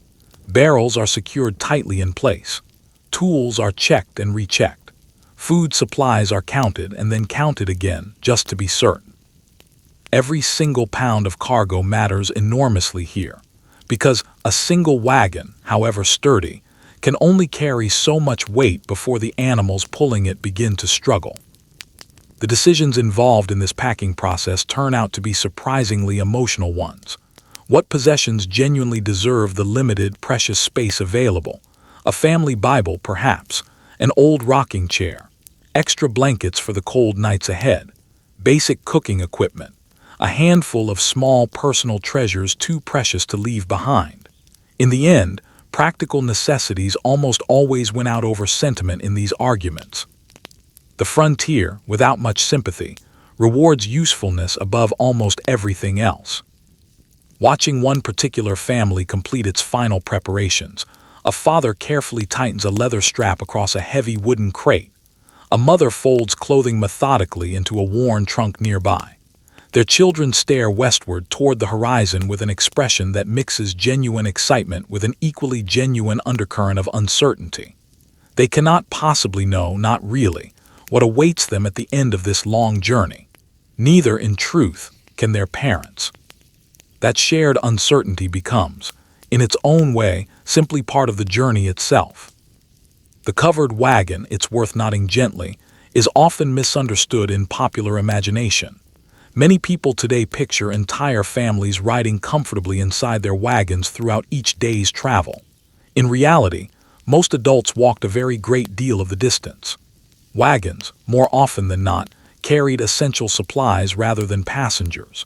The plain truth sounds considerably less glamorous and considerably more exhausting than the popular image suggests. Historical records repeatedly describe sore feet, aching muscles, and long, tiring days spent walking steadily beside slowly rolling wagons. Progress on a good day rarely exceeded 15 or 20 miles, sometimes considerably less. This particular kind of journey demanded, above almost everything else, patience. Imagine traveling now alongside one wagon train as it crosses an open stretch of prairie. Tall grass stretches endlessly in every visible direction. Wind sweeps steadily across the landscape without any real interruption. Clouds drift slowly overhead, casting long, shifting shadows across the ground below. The overall scale of it all feels genuinely astonishing. A single person standing alone out here appears almost insignificant against such vastness. The frontier, in moments like this, has a distinct way of reminding people just how small they really are. During the long afternoon hours, wagon wheels creak steadily across the uneven ground. Dust rises continuously into the dry air. The animals breathe heavily under the strain of their loads. These particular sounds become deeply familiar over time, wood groaning under stress, harnesses rattling with each step, hooves striking hard-packed earth in a steady, unbroken rhythm. These specific noises accompany literally thousands of frontier journeys across this era. One especially intimate moment unfolds during a brief midday rest along the trail. A mother carefully unwraps a loaf of bread from its worn cloth covering and divides it evenly among her waiting children. The meal itself is modest, nothing more, and yet nobody complains. Genuine hunger, once again, tends to bring its own quiet form of gratitude. The children sit together in the wagon's shadow, eating quietly for a few peaceful minutes. The entire journey, for just that brief moment, seems to pause. And these small pauses, scattered throughout an otherwise grueling journey, matter more than they might initially seem to. The road west, in truth, contains a great many hardships, and yet it also contains genuine moments of surprising peace. A gentle breeze moves through the tall grass nearby. Birds circle lazily overhead. Someone laughs quietly at a shared joke. Someone else begins telling a favorite story. Life, remarkably, continues on even while an entire family moves steadily across a continent. It is a well-recognized historical fact, supported by research from scholars at institutions including Stanford University and Harvard University, that westward migration accelerated dramatically during the first half of the 19th century, with many thousands of families actively seeking farmland, genuine opportunity, and greater economic independence somewhere beyond the Mississippi River. The underlying motivations, understandably, varied considerably from family to family. Some sought richer, more fertile soil than what remained available back east. Others hoped simply for lower land prices. Some hoped, quite plainly, to escape mounting debt. Many simply believed with real conviction that a genuinely better future awaited them somewhere further west. Whether that particular belief proved correct, in the end, depended heavily on circumstance and no small amount of plain luck. Following one particular wagon train through several weeks of genuinely shifting weather, one especially hot afternoon brings truly intense heat bearing down across the open prairie. Sunlight beats down relentlessly on both travelers and animals alike. Water, understandably, becomes an increasingly precious resource. The very next day brings an entirely different kind of weather. Dark clouds gather with surprising speed. Rain begins falling steadily, then eventually pouring in earnest. The trail itself transforms rapidly into thick, heavy mud. Wagon wheels sink deep. Progress, for a time, nearly grinds to a complete halt. The frontier, once again, quietly reminds every traveler that nature ultimately remains in charge out here. Human plans, however carefully made, always come second. As evening arrives following such a storm, camp is established carefully beside a small, swollen stream. Tents rise quickly into place. Fires are carefully built and tended. Animals are watered and fed. The distinct smell of wet leather fills the surrounding air. Damp clothing hangs drying near the flames. Boots sit steaming gently beside the fire. Everyone, without exception, looks genuinely exhausted, and yet supper still must be prepared regardless. The animals still require careful attention. The necessary work out here never truly stops entirely. For a brief moment, it feels almost as though the entire camp exists within its own small island of flickering light, surrounded on every side by endless, encroaching darkness. Beyond the reach of the fires, the prairie simply disappears into shadow. The world from this vantage point feels genuinely enormous. The camp itself, by comparison, feels correspondingly fragile. And still, despite everything, the travelers continue onward the following morning. That quiet, persistent determination becomes, over time, one of the truly defining qualities of frontier migration as a whole, not because these settlers were somehow fearless by nature. Most, in fact, were not. Many worried constantly, and understandably so. They worried about unpredictable weather. They worried about illness striking the family. They worried about dwindling supplies. They worried, above all, about what exactly awaited them at journey's end. Genuine courage, in this context, tends to mean continuing forward despite these very real concerns, rather than somehow lacking them altogether. Historical evidence shows clearly that disease, in fact, posed a considerably greater threat to wagon travelers than any dramatic accident or violent conflict ever did. Poor sanitation along the trail, contaminated water sources, and generally crowded travel conditions sometimes led to serious, even fatal illness spreading quickly along major migration routes. This particular reality can feel genuinely sobering to consider.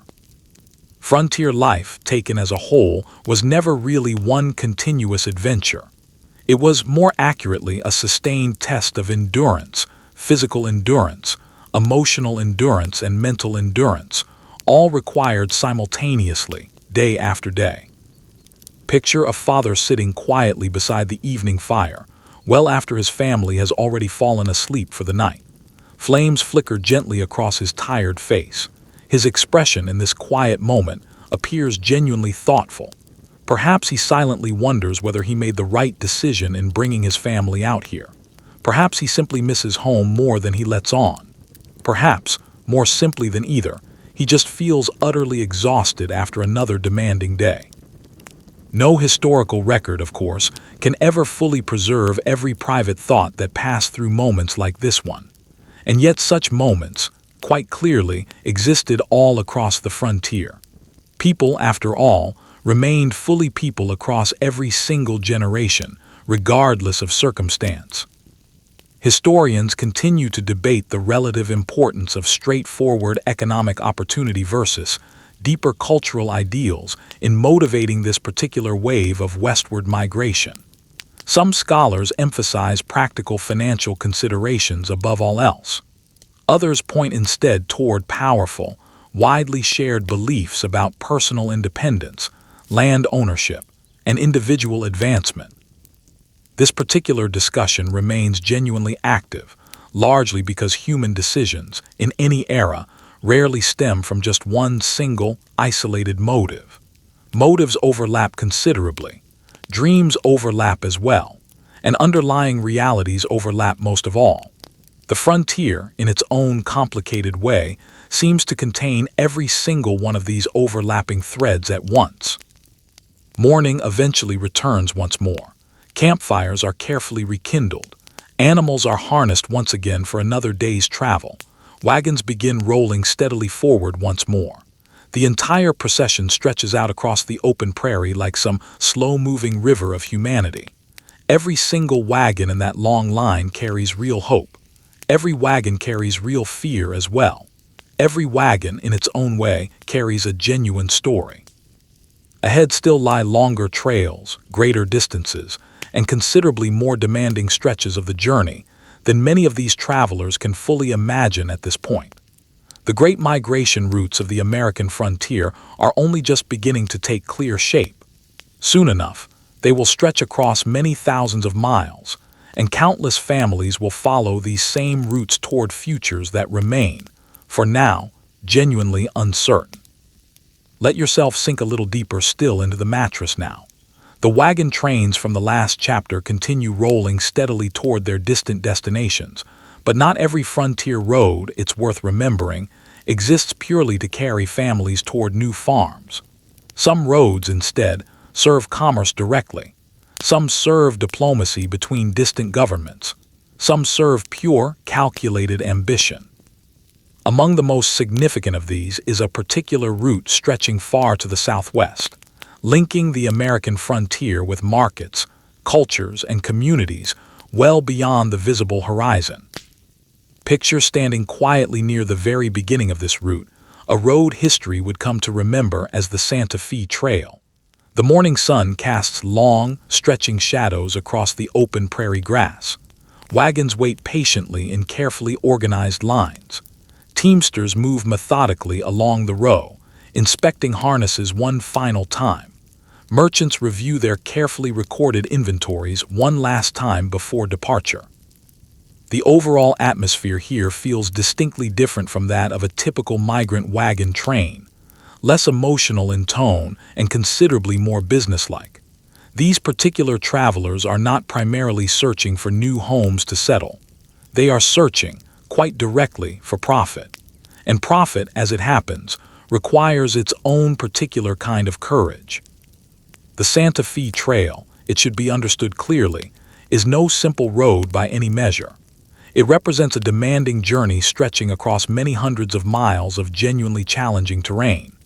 Travelers along this route face relentless heat, sudden storms, difficult river crossings, persistent illness, and the same constant, underlying uncertainty that accompanies virtually all frontier transportation during this era. And yet the potential rewards for those who complete the journey successfully can prove genuinely substantial. That simple possibility is precisely what keeps drawing people back to this trail year after year. Walking slowly between the heavily loaded wagons waiting to depart, you notice crates packed tightly with manufactured goods brought all the way from eastern cities, bolts of cloth, assorted tools, household items of every description. Various trade goods fill every single available space within each wagon. This particular cargo represents genuine opportunity, assuming, of course, that it arrives safely at its final destination. Nothing on this frontier, as history repeatedly demonstrates, is ever fully guaranteed.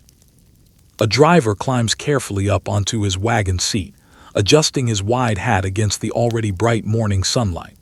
Nearby, another man checks methodically over the condition of several oxen harnessed and ready for the journey ahead.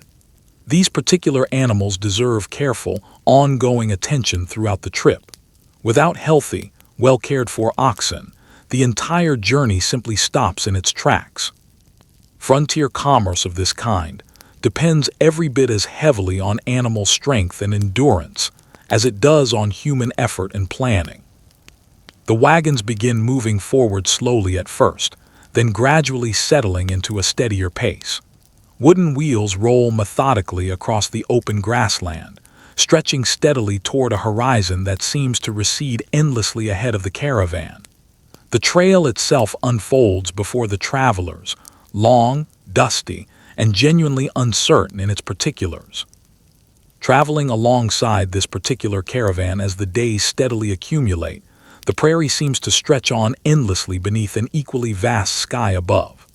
Wind moves continuously through the tall grass on either side of the trail. Clouds drift slowly overhead, resembling, as many travelers of this era commonly described them, ships crossing some vast and silent ocean. The comparison, admittedly, feels remarkably apt. Many travelers throughout this period described these open plains as something resembling a genuine sea of grass. The resemblance, in practice, proves genuinely striking. Waves of vegetation ripple steadily beneath each passing gust of wind. The horizon itself appears entirely boundless in every direction.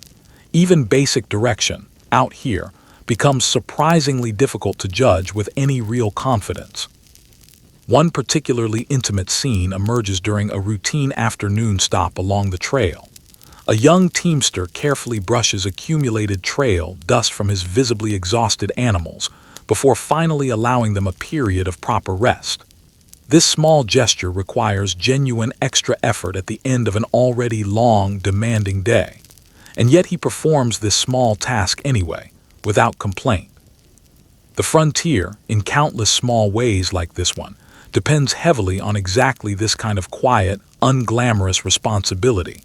Genuine success out here often emerges directly from careful attention paid to small, seemingly unimportant details. The animals drink their fill. The men eat a modest meal. Then everyone prepares once more for another full day of travel ahead. As the journey continues onward, the surrounding environmental challenges begin multiplying steadily. Summer heat settles heavily and persistently across the entire landscape.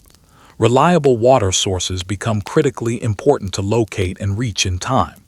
Travelers constantly calculate, with real precision, the exact distances remaining between known rivers and streams. These particular calculations genuinely matter here. Mistakes in this unforgiving environment can prove remarkably costly, very costly indeed. The distinct smell of sun-baked earth fills the surrounding air for miles in every direction. Sweat visibly darkens the clothing of every traveler. Fine dust settles steadily across faces, equipment, and stored supplies alike. Nothing out here, it seems, manages to stay properly clean for very long. The frontier, in this regard as in so many others, rarely permits such a luxury. It stands as a well-documented historical fact, supported by extensive surviving archival records, that the Santa Fe Trail became one of the single most significant commercial routes across all of North America during the 19th century, facilitating extensive trade between the United States and regions that would later become part of the American Southwest.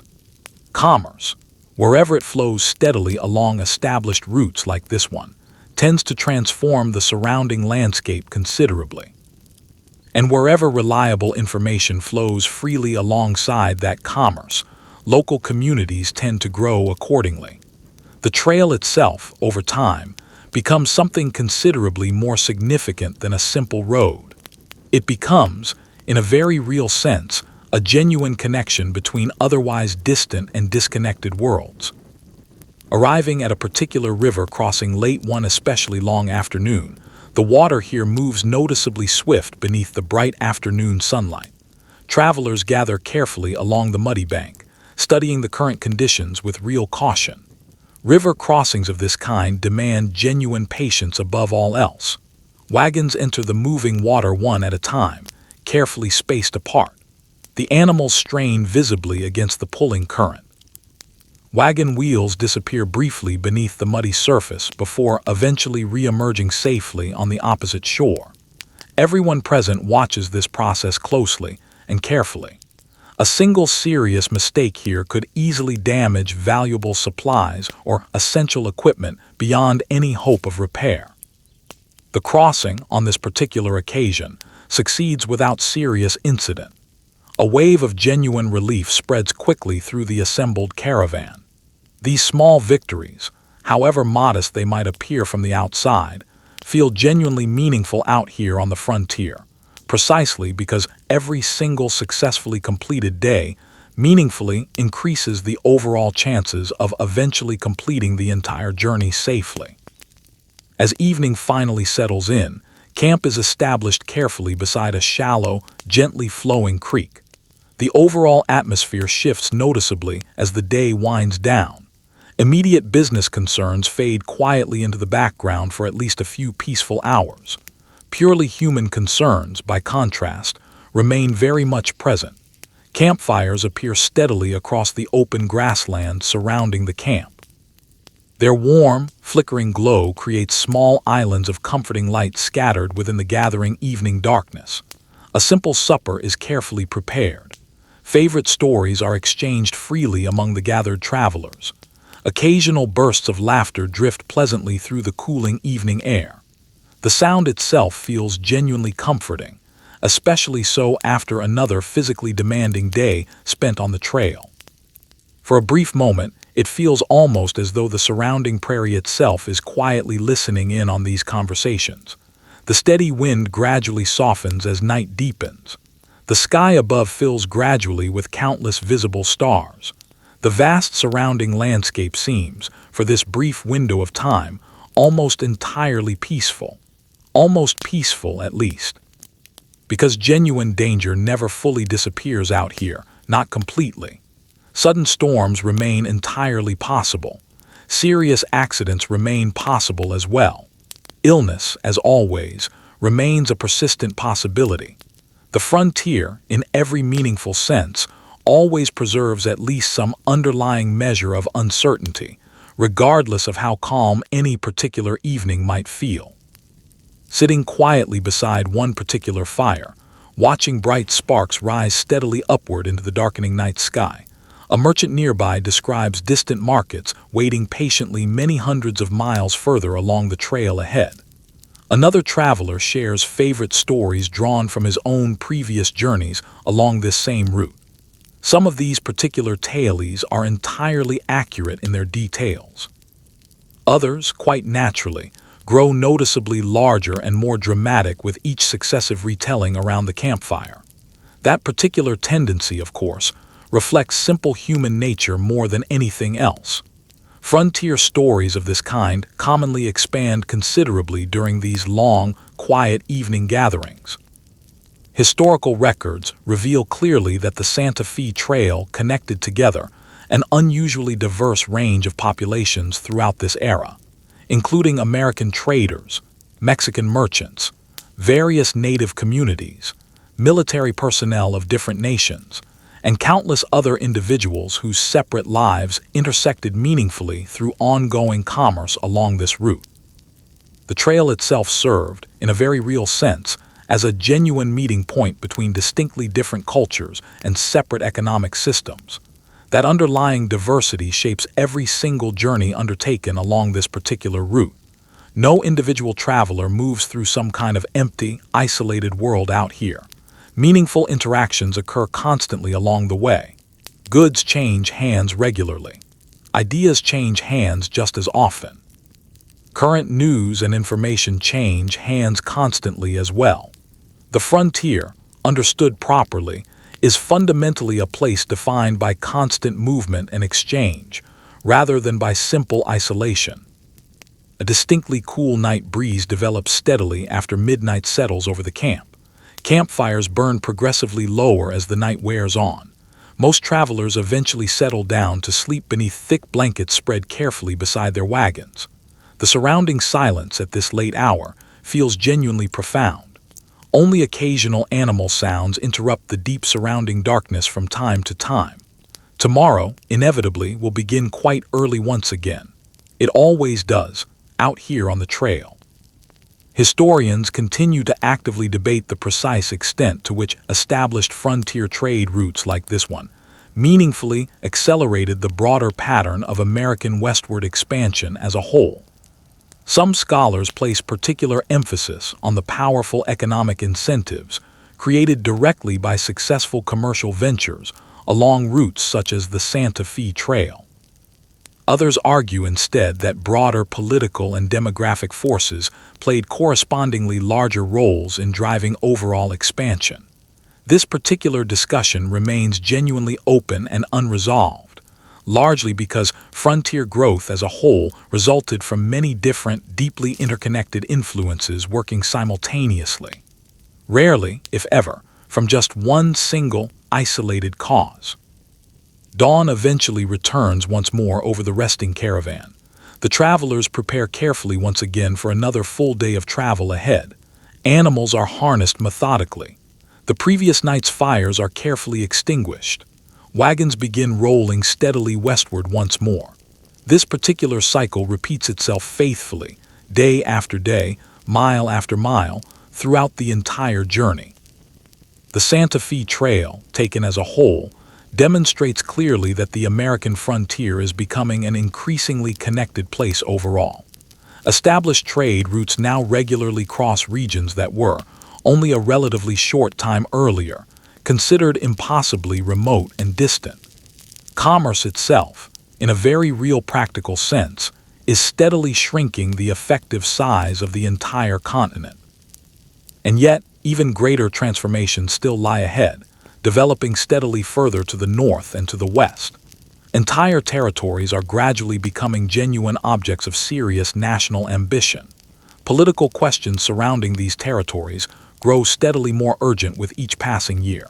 Contested borders remain a persistent and unresolved source of tension. New opportunities continue attracting steadily increasing attention from settlers, merchants, and government officials alike. The frontier, at this particular point in its long history, is no longer simply expanding gradually outward. It is actively accelerating. And this particular acceleration will, in time, soon carry increasing numbers of Americans directly into the genuinely turbulent world of Texas and the broader southwestern borderlands beyond it. Let your body settle even more heavily into the mattress now. The Santa Fe caravans from the previous chapter continue their steady journey across the southwestern plains, but the frontier, restless as ever, is already shifting its attention elsewhere. Roads continue lengthening across the continent. Trade continues expanding in every direction. Settlements begin appearing in places that, only a few short years earlier, would have seemed impossibly remote and distant. And yet, as American migration steadily accelerates, another reality begins asserting itself with growing urgency. Borders matter. Or perhaps, to state it a bit more precisely, people begin arguing with increasing intensity about exactly where those borders ought to be drawn. Imagine traveling southward now, toward Texas, during these early decades of the 19th century. The surrounding landscape shifts gradually as you go. Rolling grasslands stretch beneath wide, open skis. Rivers cut steadily through fertile, promising valleys. Small, scattered settlements dot the surrounding countryside at increasing intervals. The entire region feels genuinely full of possibility. It also feels, at the very same time, distinctly uncertain. Different governments claim overlapping authority here. Different communities hold different, sometimes conflicting loyalties. Different visions of the future compete openly for influence and control. The frontier in this particular region is becoming something distinctly political, very political indeed. Picture arriving at a modest settlement during a warm evening in this era. Simple wooden homes stand along dusty, unpaved roads. Livestock graze quietly nearby in fenced enclosures. Smoke rises steadily from cooking fires scattered throughout the settlement. Daily life here, on the surface, appears genuinely ordinary, and yet the conversations taking place reveal a considerably deeper undercurrent of tension. People discuss, with evident concern, matters of law, land ownership, taxation, and government authority. Questions that might feel comfortably distant and abstract in a large eastern city feel immediate and pressing here. The future of entire regions may well depend upon how these particular questions are eventually answered. One especially intimate scene unfolds outside a small, modest cabin nearby. A family gathers together around a simple evening meal. The food itself is modest. The surrounding conversation, by contrast, is not modest at all. The adults discuss various rumors currently circulating across the wider frontier. The children listen quietly nearby, doing their best to understand events that feel considerably larger than their own daily lives. History, quite often, enters ordinary homes exactly this way, not through grand public speeches, but through quiet, ordinary conversations shared around a family table. Walking a little further into this particular settlement, lanterns begin glowing softly as evening darkness approaches steadily. Horse hooves strike the packed earth rhythmically nearby. Somewhere close by, a dog barks briefly before falling silent once more. The overall atmosphere feels calm on its surface, and yet, beneath that outward calm, genuine uncertainty persists. Many frontier communities during this period exist within regions where formal political authority remains genuinely unsettled and contested. Residents must constantly adapt themselves to shifting circumstances beyond their control. Laws may change unexpectedly. Officials may change without warning. Alliances may shift entirely. Stability, in short, simply cannot be reliably assumed here. The frontier, true to its nature, rarely offers such a luxury to those living within it. During the 1820s and into the 1830s, steadily increasing numbers of American settlers move into Texas territory. They bring with them their families, their agricultural ambitions, and expectations carefully shaped by earlier life back east. At first, many among these new arrivals genuinely believe that peaceful coexistence with existing authorities will prove relatively straightforward to maintain. History, however, rarely proves quite so simple in practice. Differences between groups begin emerging steadily. These differences deepen gradually over time. Eventually, they multiply considerably in both number and severity. Picture standing beside a busy river crossing crowded with travelers of every description. Wagons move slowly and carefully through the shallow water. Horses strain steadily against the current. Teamsters shout instructions loudly over the general splashing noise surrounding them. The crossing itself feels genuinely busy, and busy places, as a general rule, tend to become genuinely important places over time. Travelers exchange useful information freely while patiently waiting their individual turns to cross. News in this environment spreads remarkably quickly. Rumors, if anything, spread even faster still. Everyone present seems eager to know exactly what comes next.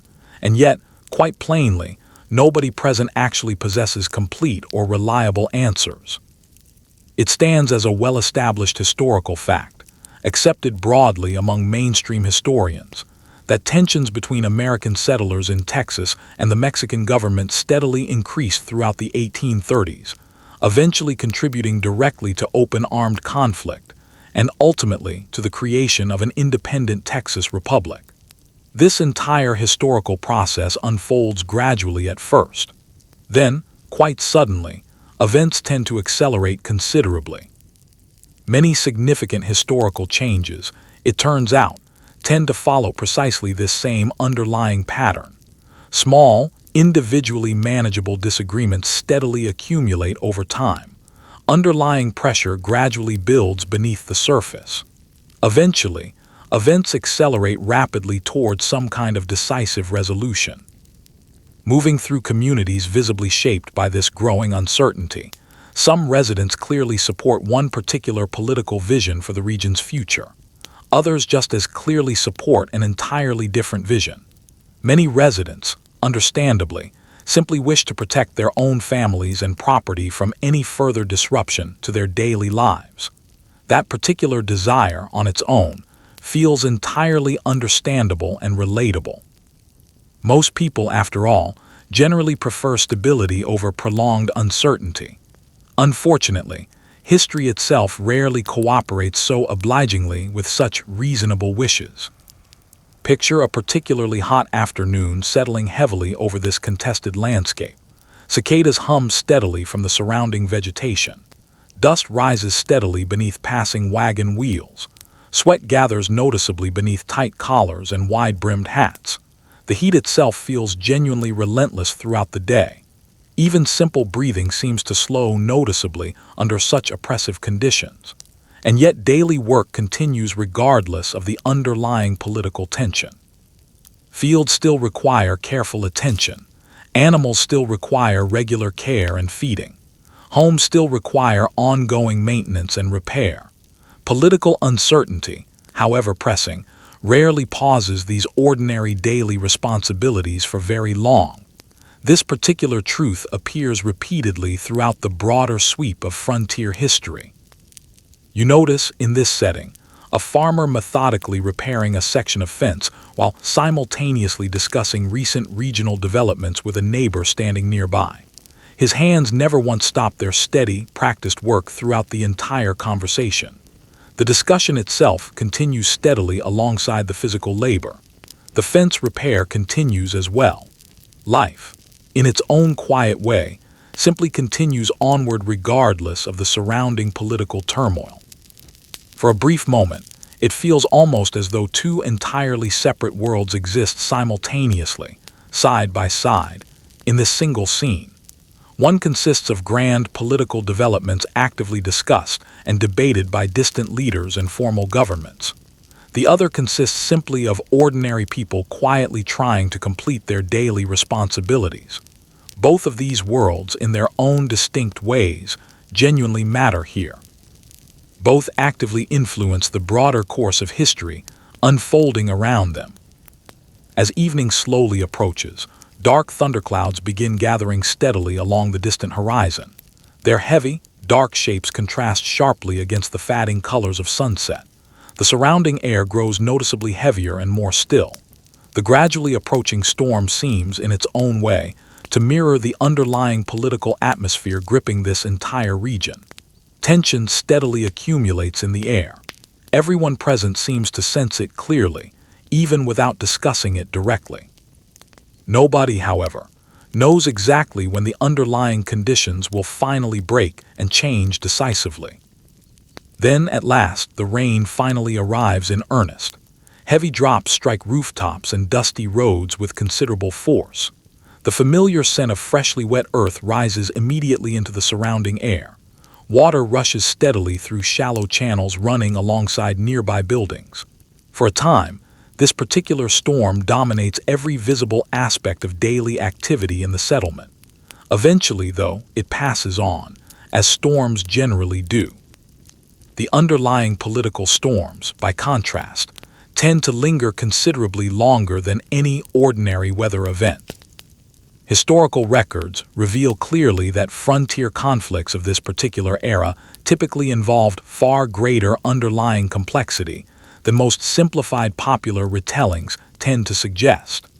Different communities across the region pursued distinctly different goals suited to their own particular circumstances. Economic interests frequently intersected directly with broader political concerns. Personal relationships, in many documented cases, crossed established cultural and national boundaries entirely. The underlying reality, examined closely, remains genuinely complicated, even when later generations tend to simplify it considerably for the sake of a cleaner narrative. Research discussed by historians at institutions including Princeton University and Columbia University emphasizes the real importance of understanding Texas within considerably broader continental developments taking place simultaneously.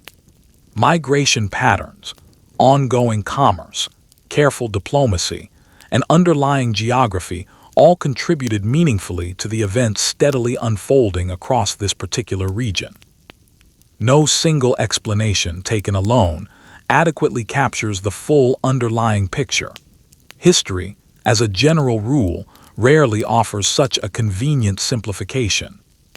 Traveling steadily through these contested borderlands as additional years pass by, roads gradually improve throughout the region. The overall population steadily increases. Existing settlements expand considerably in size. The frontier itself begins to feel noticeably more crowded than it did before. Not crowded, certainly, by later modern standards, but noticeably busier nonetheless compared to earlier decades. More people continue arriving steadily. More arrive, if anything, with each passing year. And this particular trend, quite clearly, shows every sign of continuing well into the future. As darkness settles once again over this contested region, campfires begin appearing steadily across the surrounding countryside. Their flickering light reflects visibly against the still wet ground left behind by the earlier afternoon rain. The surrounding air smells notably fresh and cool after the storm's passing. Travelers gather together around these scattered fires. Various stories circulate freely among the assembled groups. Personal opinions circulate just as freely. Predictions about the uncertain future circulate as well. Human beings, quite naturally, tend to speculate actively about what lies ahead, especially so during periods of genuine underlying uncertainty like this one. Historians continue to actively debate the relative importance of various underlying causes behind the political developments unfolding in Texas and across the surrounding frontier during this particular era. Some scholars place particular emphasis on constitutional disputes and broader questions of governance.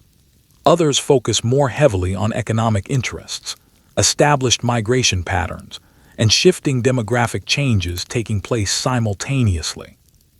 This particular discussion remains genuinely active, largely because major historical transformations of this scale rarely emerge from just one single, isolated cause.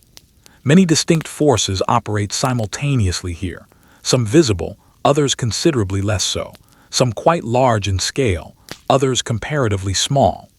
Together, taken as a whole, these many forces steadily shape the eventual outcome. The frontier in this particular region, as in so many others, teaches this same lesson repeatedly. Nothing, it seems, ever exists in complete isolation out here. Trade influences migration patterns directly. Migration, in turn, influences broader political developments. Politics influences the pace and pattern of settlement. Settlement, finally, influences virtually everything else that follows. By the time dawn finally returns once more over this contested landscape, another important realization gradually becomes clear to those living through it. The frontier is no longer simply a distant, peripheral edge of established American civilization. It is steadily becoming, instead, a genuinely central arena within the nation's broader future. And considerably farther north, another great migration route is already beginning to capture the growing imagination of many thousands of hopeful travelers. Families across the country are actively preparing their wagons. Essential supplies are being carefully gathered together. Detailed maps are being studied closely by candlelight. The long, demanding road to Oregon is steadily calling out to these hopeful travelers. And soon enough, enormous wagon trains will begin answering that persistent call in ever greater numbers. Let yourself drift a little deeper now. The Texas borderlands from the last chapter fade slowly behind us, and a new story begins carrying us steadily northward and westward. The stories, as always, arrive first. They drift eastward through countless private conversations, through printed newspaper reports, through personal letters and second-hand traveler accounts passed carefully from one household to another. Some of these stories describe fertile, hidden valleys waiting somewhere beyond distant mountain ranges. Others speak of abundant timber, remarkably rich farmland, and unusually mild climates. Not every single story circulating at this time proves entirely accurate. Most, however, contain at least some genuine kernel of underlying truth. Together, gradually, these accumulated stories create something genuinely powerful, a destination worth risking everything for. The name Oregon itself begins steadily capturing the imagination of ordinary people across the entire United States. Families sitting quietly together beside their evening fires begin discussing it seriously. Farmers struggling under the weight of increasingly expensive eastern land hear about it with real interest. Young couples just beginning their lives together dream about it openly. The frontier, once again, is calling out to a new generation of hopeful Americans. This particular journey, as it turns out, will become one of the longest and most physically demanding migrations in the entirety of American history. Picture standing beside a large wagon train just beginning its final preparations for departure. The overall scene feels somehow familiar, and yet noticeably larger in scale than earlier migrations. Dozens upon dozens of wagons stretch out across the open assembly ground. Oxen graze quietly nearby, unaware of the demanding journey soon to come. Supplies are stacked carefully and methodically. Children run freely between the scattered campsites while their parents complete final, careful preparations. Genuine excitement fills the surrounding air. So too does an undeniable undercurrent of anxiety. Everyone gathered here understands one simple, unavoidable fact clearly. Once this particular journey formally begins, turning back becomes genuinely difficult. Very difficult indeed.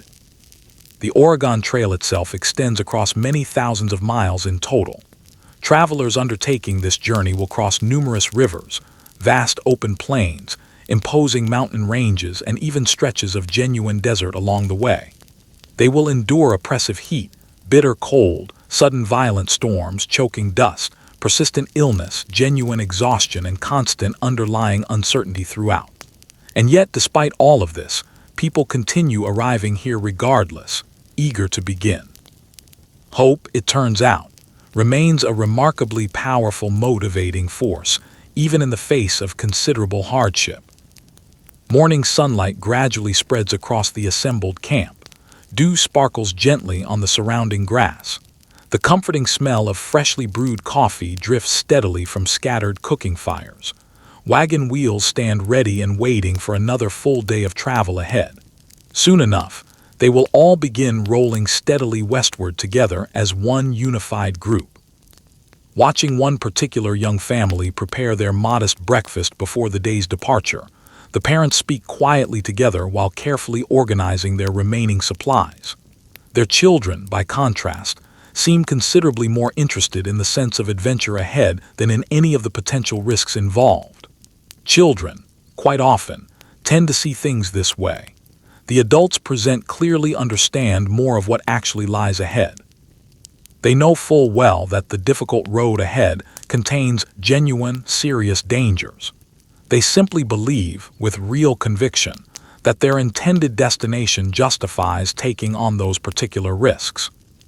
One especially intimate moment unfolds as a mother carefully places a small, treasured keepsake inside a modest wooden traveling chest. This particular item occupies precious, limited space among otherwise strictly practical supplies, and yet she chooses to bring it along regardless. Human beings, it turns out, rarely travel with pure necessities alone, even under the most demanding circumstances. Cherished memories, quite clearly, matter as well. The wagon train finally begins its slow departure. Slowly, as always, and steadily. The entire procession stretches gradually across the open prairie, resembling in its own way a genuine moving village in miniature. The animals pull steadily forward under their considerable loads. Drivers walk alongside their wagons rather than riding within them. Dust rises steadily beneath the countless turning wheels. The particular sound of this collective movement becomes remarkably constant over time. Wood creaking steadily under strain, harnesses rattling rhythmically with every step, voices calling out various instructions across the moving column. This particular rhythm of migration fills the surrounding air continuously, hour after hour. Days steadily blend together as the journey continues onward. The surrounding plains seem to stretch on endlessly in every direction. Open grasslands extend steadily toward distant horizons beneath genuinely enormous skies above. Passing clouds cast slowly moving shadows across the landscape below. The overall scale of this journey remains genuinely astonishing, even after several full weeks of continuous travel. For a moment, it feels almost as though the earth itself has somehow grown larger beneath the traveler's feet. Distances stubbornly refuse to shrink no matter how far the wagons travel. Every single horizon reached simply reveals yet another horizon waiting beyond it. This particular journey demands considerable patience, considerably more patience, in fact, than many travelers initially anticipated before setting out. It stands as a well-documented historical fact, supported by extensive surviving archival evidence, that many hundreds of thousands of migrants eventually traveled significant portions of the Oregon Trail throughout the 19th century, making it one of the single most significant overland migration routes in the entirety of American history. And yet mere statistics, however impressive, cannot fully capture the genuinely personal nature of this particular experience.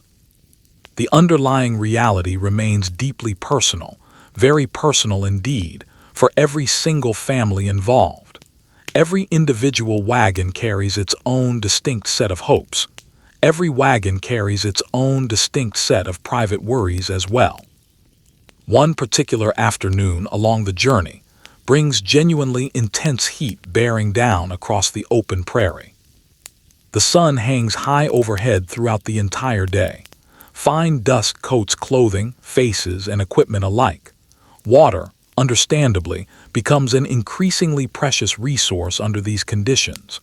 Travelers carefully monitor their remaining supplies throughout the day. The animals, too, visibly suffer under these harsh conditions.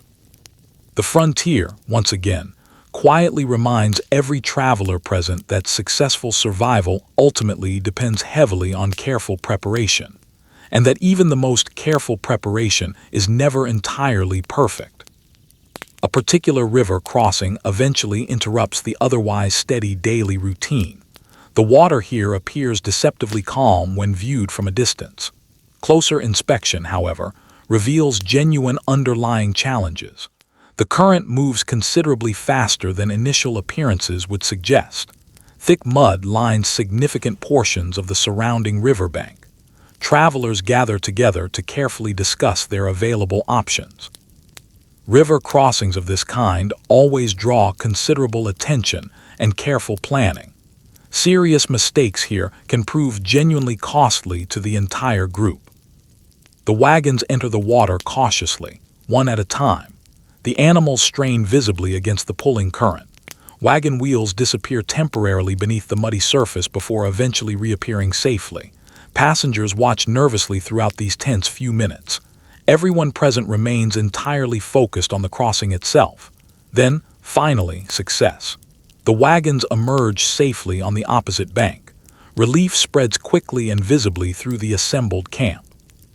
These small victories, however modest they might appear from the outside looking in, feel genuinely enormous after such consistently difficult days on the trail. Evening eventually arrives beside the river's edge. Campfires appear steadily across the surrounding shoreline. Their warm reflections shimmer gently across the darkening water nearby. Travelers begin preparing their modest evening meals while discussing the events of the day just completed. The overall atmosphere feels almost genuinely peaceful in this quiet moment. Almost peaceful, at least, because serious underlying challenges never remain very far away out here. Disease, in particular, becomes one of the single greatest threats facing these travelers, considerably greater, in fact, than many migrants initially expected before setting out. Poor sanitation, contaminated water sources, and generally crowded travel conditions sometimes create genuinely serious health problems within these traveling communities. Illness, when it does strike, tends to spread through these camps with genuinely alarming speed. Not every single traveler who sets out ultimately reaches Oregon safely. This particular painful reality, unfortunately, accompanies virtually every wagon train undertaking this demanding journey. Sitting quietly beside one particular fire as darkness settles fully over the resting camp, wood smoke drifts steadily through the surrounding cool evening air. Nearby, thoroughly exhausted travelers wrap themselves carefully in warm blankets after yet another demanding day on the trail. The surrounding silence feels genuinely heavy in this moment, though not exactly sad, simply tired. A particular kind of exhausted silence earned honestly through considerable sustained effort. Historical records repeatedly emphasize the genuine importance of close cooperation throughout these demanding overland journeys. Individual families regularly share available resources with one another along the way. Neighbors consistently assist each other whenever genuine need arises. Wagon trains, as a whole, tend to develop informal but remarkably effective systems of mutual support over the course of their journey. The frontier, broadly speaking, celebrates rugged individual independence as a core value, and yet genuine survival in practice often depends heavily on close community cooperation instead. This particular lesson appears again and again throughout the broader history of this remarkable migration. Weeks steadily accumulate into months as the journey progresses. The surrounding landscape gradually shifts and changes over time. The open plains eventually begin giving way to considerably more rugged, mountainous terrain. Distant mountain ranges begin appearing steadily along the horizon ahead. At first, these distant peaks seem impossibly far away from the traveling column. Then, gradually, day by day, they steadily grow larger and more imposing. Travelers stare toward these approaching mountains with genuinely mixed emotions. Excitement mingles openly with real concern. Crossing these particular mountains presents an entirely different set of challenges compared to anything already encountered across the open plains. The trail itself becomes considerably steeper. The surrounding weather grows noticeably less predictable. Overall progress becomes noticeably slower. The frontier, in this new mountainous phase of the journey, demands an entirely new set of practical skills from these travelers. You feel the surrounding air growing steadily cooler as the elevation gradually increases along the trail. Mountain streams flow steadily through narrow rocky valleys. Dense pine forests gradually replace the previously endless open grasslands. The distinct scent of pine resin drifts steadily through the cooling mountain breeze. The entire surrounding environment now feels genuinely different from anything encountered earlier in the journey. An entirely new world altogether. And still, despite these new challenges, the demanding journey continues steadily onward. Research discussed by historians at institutions including Yale University and Stanford University highlights clearly how this particular migration along the Oregon Trail ultimately transformed both the Western territories themselves and the broader United States as a whole. This significant movement of people directly influenced established settlement patterns, ongoing economic development, and important political debates for many decades to follow. Its overall effects, in fact, spread considerably further than the trail itself ever physically reached, and yet the individual travelers actually living through this particular experience remain, quite understandably, entirely focused on their own immediate practical concerns. The next river crossing ahead, the next mountain pass to navigate, the next day's carefully rationed supplies. Historians continue to actively debate the precise extent to which promotional literature of the era genuinely shaped individual migration decisions, as compared with more straightforward practical economic considerations. Some scholars place particular emphasis on the deliberately idealized descriptions of Oregon that circulated widely at the time. Others point instead toward straightforward land availability and genuine financial opportunity as the primary motivating factors. Both of these particular influences, in fact, appear consistently throughout the surviving historical records from this period. Human decisions, once again, rarely emerge from just one single, isolated reason. The frontier, throughout its long history, continues proving this same basic point repeatedly. As another evening settles steadily across these mountain passes, campfires flicker gently beneath towering surrounding trees. Weary travelers gather closely together around the welcome warmth. The surrounding mountain air carries distinct hints of pine smoke mixed with the approaching scent of autumn. The long road already traveled behind these families remains genuinely immense in scale. The road still remaining ahead continues to present real challenges. But Oregon itself, at long last, feels noticeably closer now than it did before. And considerably beyond Oregon, another entirely different destination is already beginning to seize the imagination of the wider nation. A remarkable discovery in California will soon send genuine shockwaves rippling across the entire continent. Gold, as it happens, is quietly waiting to be found, and news of this discovery is about to change absolutely everything that follows. Let your body sink even more heavily into the bed now. The Oregon-bound wagons from the last chapter continue their slow climb through distant mountain passes, but news is already traveling in an entirely different direction, carrying an entirely different kind of promise. The news itself begins, as these things often do, as a quiet rumor. One person mentions it to another. A traveler shares a brief story at a crowded trading post. A small newspaper somewhere prints a short, modest report buried among other news. At first, most people pay this particular rumor very little attention at all. The frontier, after all, has always produced its fair share of unreliable rumors. Most of them, in the end, prove false. This particular one, however, does not. In early 1848, gold is discovered in California. At first, only a relatively small number of people fully grasp the true significance of this discovery. Then, gradually, additional reports begin arriving. More gold is found in nearby locations, then still more after that. Quite suddenly, this particular rumor becomes genuinely impossible to ignore any longer. A kind of fever begins spreading rapidly across the entire nation. Not a literal disease, of course, but something closer to a powerful, contagious idea. And ideas, it turns out, can travel remarkably fast indeed when the promise behind them is compelling enough. Picture standing now within a genuinely crowded eastern port city during this particular moment. The overall atmosphere here feels almost electric with excitement. Groups of men gather closely around freshly printed newspapers. Merchants discuss potential opportunities among themselves in hushed, eager tones.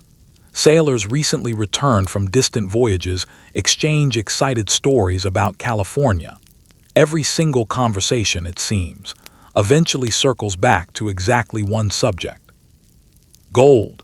The word itself carries something close to genuine magic in this particular moment. A single fortunate discovery, however unlikely, might transform an entirely ordinary laborer into a genuinely wealthy man almost overnight. At least, That particular possibility remains the widely shared dream driving so many people forward. Dreams of this kind have always pulled restless people toward the frontier throughout its history.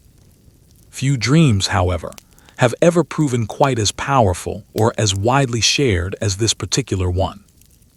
Watching a local blacksmith pause his steady, rhythmic work to read through a recent newspaper report nearby, a visiting farmer listens carefully to the very latest updates circulating through town. A young clerk studies detailed maps nearby, quietly calculating possible travel routes westward. Everyone present seems to be thinking exactly the same underlying thought. What if these remarkable stories happen to be true? What if genuine fortune truly is waiting somewhere in California? What if this particular opportunity, once missed, never comes around again?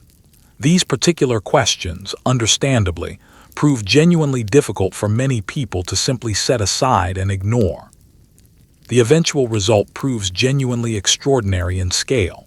Many thousands of people decide to leave everything familiar behind. Then tens of thousands follow soon after. Eventually, hundreds of thousands more join this remarkable movement. It becomes, in fairly short order, one of the single largest voluntary migrations in the entirety of American history. Traveling westward now alongside one particular group of hopeful fortune seekers, their individual backgrounds vary quite dramatically from one traveler to the next. Farmers walk steadily alongside established merchants. Ordinary laborers travel comfortably beside formally educated professionals. Young, restless adventurers mingle easily with considerably more experienced frontiersmen. Gold, it seems, pays no attention whatsoever to established social categories or class distinctions. The genuine possibility of sudden wealth attracts virtually everyone equally, regardless of background. One especially intimate detail reveals itself clearly during a quiet evening camp along the journey. A former shopkeeper carefully unfolds and then refolds a cherished letter from home before finally placing it back safely inside his coat pocket. He has, in the process of joining this journey, left behind absolutely everything familiar to him. Family, close friends, established daily routines, personal security, all of it, for the mere chance at something better. The frontier, throughout its history, has always run largely on exactly this kind of calculated chance. Some of these particular gambles genuinely pay off handsomely. Many, unfortunately, simply do not. The overall journey to California proves genuinely demanding by any measure. Some travelers choose to cross the entire continent by wagon, following routes not unlike the Oregon Trail. Others instead choose to sail entirely around the southern tip of South America, a journey of many additional months. Still others travel by sea towards Central America before eventually continuing northward by land. No single available route proves genuinely easy. Every available route, without exception, carries its own particular set of serious risks. Oppressive heat, persistent disease, sudden violent storms, unexpected accidents, genuine exhaustion. The powerful promise of gold in every case must compete directly against these harsh underlying realities. And reality, as history repeatedly demonstrates, tends to fight back rather fiercely against such optimistic promises. It stands as a well-established historical fact, recognized broadly by virtually all serious historians, that the California gold rush triggered one of the single most rapid population increases recorded anywhere in American history. Entire communities expanded almost overnight as people from literally around the entire world rushed steadily toward the gold fields. The overall speed of this transformation feels genuinely astonishing even now, viewed from a considerable historical distance. Entire regions transform themselves almost completely within the span of just a few short months. Arriving finally in California yourself, in this imagined journey, you immediately notice something has changed considerably. The underlying landscape itself has not actually changed all that much. The people living within it, however, most certainly have. Every single road here now seems genuinely crowded with travelers. Every nearby river valley contains constant, visible activity. Every single conversation you overhear seems to involve gold in some form. The overall atmosphere feels distinctly restless, urgent, almost hungry in its intensity. Watching one particular man dig steadily beside a shallow stream from early sunrise until well past sunset nearby, another man carefully examines handfuls of river gravel one at a time. Close by, dozens of additional men perform this exact same repetitive work simultaneously. Everyone present is searching. Everyone present is hopping. Most, in the end, find remarkably little for their considerable effort. A comparative few manage to find just enough to justify continuing their search a while longer. A genuinely small number eventually find real fortunes. These rare, highly visible successes go on to fuel countless additional dreams among newcomers arriving daily. The underlying cycle, in this way, simply continues onward. The distinct sound of mining activity fills the surrounding air continuously. Shovels strike repeatedly against the earth. Metal picks strike hard against exposed rock. Water splashes rhythmically through simple wooden panning devices. Voices echo steadily across these increasingly crowded mining camps. The frontier in this particular setting no longer feels remotely empty in the way it once did. It feels, instead, genuinely busy, remarkably busy indeed. For a brief moment, it feels almost as though the entire world has somehow converged simultaneously upon this single region of California. Different languages fill the surrounding air in equal measure. Distinctly different styles of clothing appear scattered throughout the crowded camps. Different customs and cultural traditions meet here in genuinely unexpected combinations. The gold fields themselves become something close to genuinely international in character. People arrive here from distant countries and entire distant continents alike. The powerful promise of opportunity, it seems, attracts virtually everyone equally. The underlying living conditions here, however, remain genuinely harsh throughout, very harsh indeed by any reasonable measure. Most working miners live within simple temporary shelters. Canvas tents flap steadily in the persistent wind. Rough improvised cabins appear wherever suitable building materials happen to be available locally. Food, in this particular setting, often costs considerably more than newcomers initially expect. Genuine comfort throughout these camps becomes something increasingly rare. Mud, by stark contrast, becomes something entirely common and unavoidable. Walking carefully through one particular mining camp shortly after a period of heavy rainfall, the ground underfoot feels notably soft and uneven beneath your boots. Standing water fills numerous shallow ruts scattered across the camp. Damp clothing hangs drying between various makeshift structures nearby. The distinct smell of wet canvas mixes noticeably with lingering wood smoke in the surrounding air. Nothing here feels genuinely permanent, largely because remarkably little of it actually is. A particular mining camp may thrive successfully for several months, only to disappear entirely soon afterward.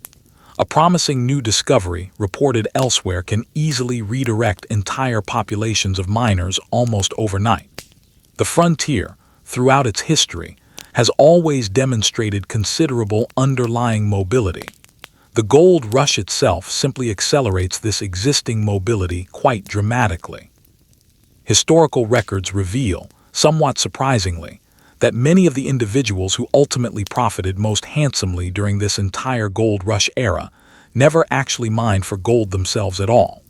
Merchants, transportation providers, hotel operators, and various suppliers of essential goods frequently achieved considerably greater financial success than the miners themselves ever did. This particular observation feels genuinely modern in its underlying logic, even now. Real opportunity, it turns out, often exists well beyond the most obvious destination. Sometimes, quite simply, the people selling the shovels end up earning more than the people actually using them. Watching a local merchant carefully unload fresh supplies from his wagon nearby, these particular goods will likely sell quite quickly given current demand. Demand throughout these camps, after all, remains genuinely enormous at every turn. Everyone here needs proper equipment. Everyone needs reliable food. Everyone needs adequate clothing suited to the harsh conditions. The broader frontier economy expands rapidly around exactly these kinds of basic ongoing needs. Research discussed by historians at Harvard University and the University of California emphasizes clearly how this particular gold rush transformed California's overall economic and social development at truly extraordinary speed. The entire region became considerably more connected to both national and genuinely global markets than it had ever been previously. The broader effects of this transformation spread outward well beyond the immediate mining regions themselves. Cities grow rapidly in size. Ports expand considerably to handle increased shipping traffic. Trade activity increases dramatically. Migration continues accelerating steadily. Virtually everything in this particular period seems to move considerably faster than before. The frontier itself, in a very real sense, seems to be speeding up considerably. And yet, beneath all of this surface excitement, genuine underlying uncertainty persists throughout. Most working miners, in the end, do not actually become genuinely wealthy through their efforts. Many eventually leave the goldfields feeling deeply disappointed. Some lose their entire personal savings in the process. Others lose several years of considerable effort with little to show for it afterward. The underlying dream itself remains genuinely powerful precisely because a comparative few highly visible successes manage to capture widespread public attention and imagination. Human beings, quite naturally, tend to remember these extraordinary individual victories most vividly. They often overlook, by contrast, the far more common ordinary outcomes experienced by the vast majority. Historians continue to actively debate the precise degree to which this particular gold rush genuinely represented legitimate economic opportunity, as opposed to pure speculation driven largely by unrealistic popular expectations. Some scholars place particular emphasis on the genuine possibilities that remained available to sufficiently determined individuals. Others instead highlight the considerable gap that existed between popular dreams of the era and the far more modest typical experiences actually reported. Both of these particular perspectives, in fact, contain genuine underlying truth. The frontier, throughout its history, frequently contains precisely these kinds of seemingly contradictory truths existing side by side. As evening settles steadily across this particular mining region, campfires begin glowing gently beside nearby streams and surrounding hillsides. Their flickering light reflects softly against the still wet ground. Thoroughly tired miners prepare simple evening meals after another long day spent in physically demanding labor. The overall atmosphere feels considerably quieter now compared to the bustling activity of daytime. A genuine sense of hope remains present throughout the camp. Genuine exhaustion remains present as well, in equal measure. Tomorrow, inevitably, the search will continue once again. It always does out here. This particular discovery of gold has permanently changed California in ways still being felt today. It has changed the broader American frontier considerably as well. The overall population continues increasing rapidly throughout the region. New communities continue appearing constantly at a remarkable pace. The American West, as a whole, is becoming noticeably more crowded, considerably more interconnected, and increasingly important from a broader economic perspective. Soon enough, many of these currently temporary mining camps will gradually evolve into something considerably larger and more permanent. Boomtowns are about to rise rapidly from the dust almost overnight, and alongside them will come an entirely new chapter within the broader story of the American frontier. Let your eyes rest a little heavier now. The scattered mining camps from the last chapter continue their quiet, patient search, but something new is already taking shape around them. The gold itself remains exactly where it has always been, resting quietly within the rivers and buried gently beneath the surrounding hillsides. The mountains, too, remain exactly where they have always stood, and yet the surrounding landscape now feels entirely different from what it once was. People, it seems, are genuinely everywhere now. Where a quiet, undisturbed valley once held only a small handful of occasional travelers, hundreds of people now gather steadily. Where a remote mountain stream once flowed along entirely unnoticed, entire camps now appear steadily along its banks. Every fresh discovery of gold attracts a new wave of hopeful arrivals. This particular transformation happens with genuinely astonishing speed. A single miner discovers a promising new deposit somewhere along a remote stream. Word of this discovery spreads outward within just a few short days. Simple canvas tents appear within a matter of weeks.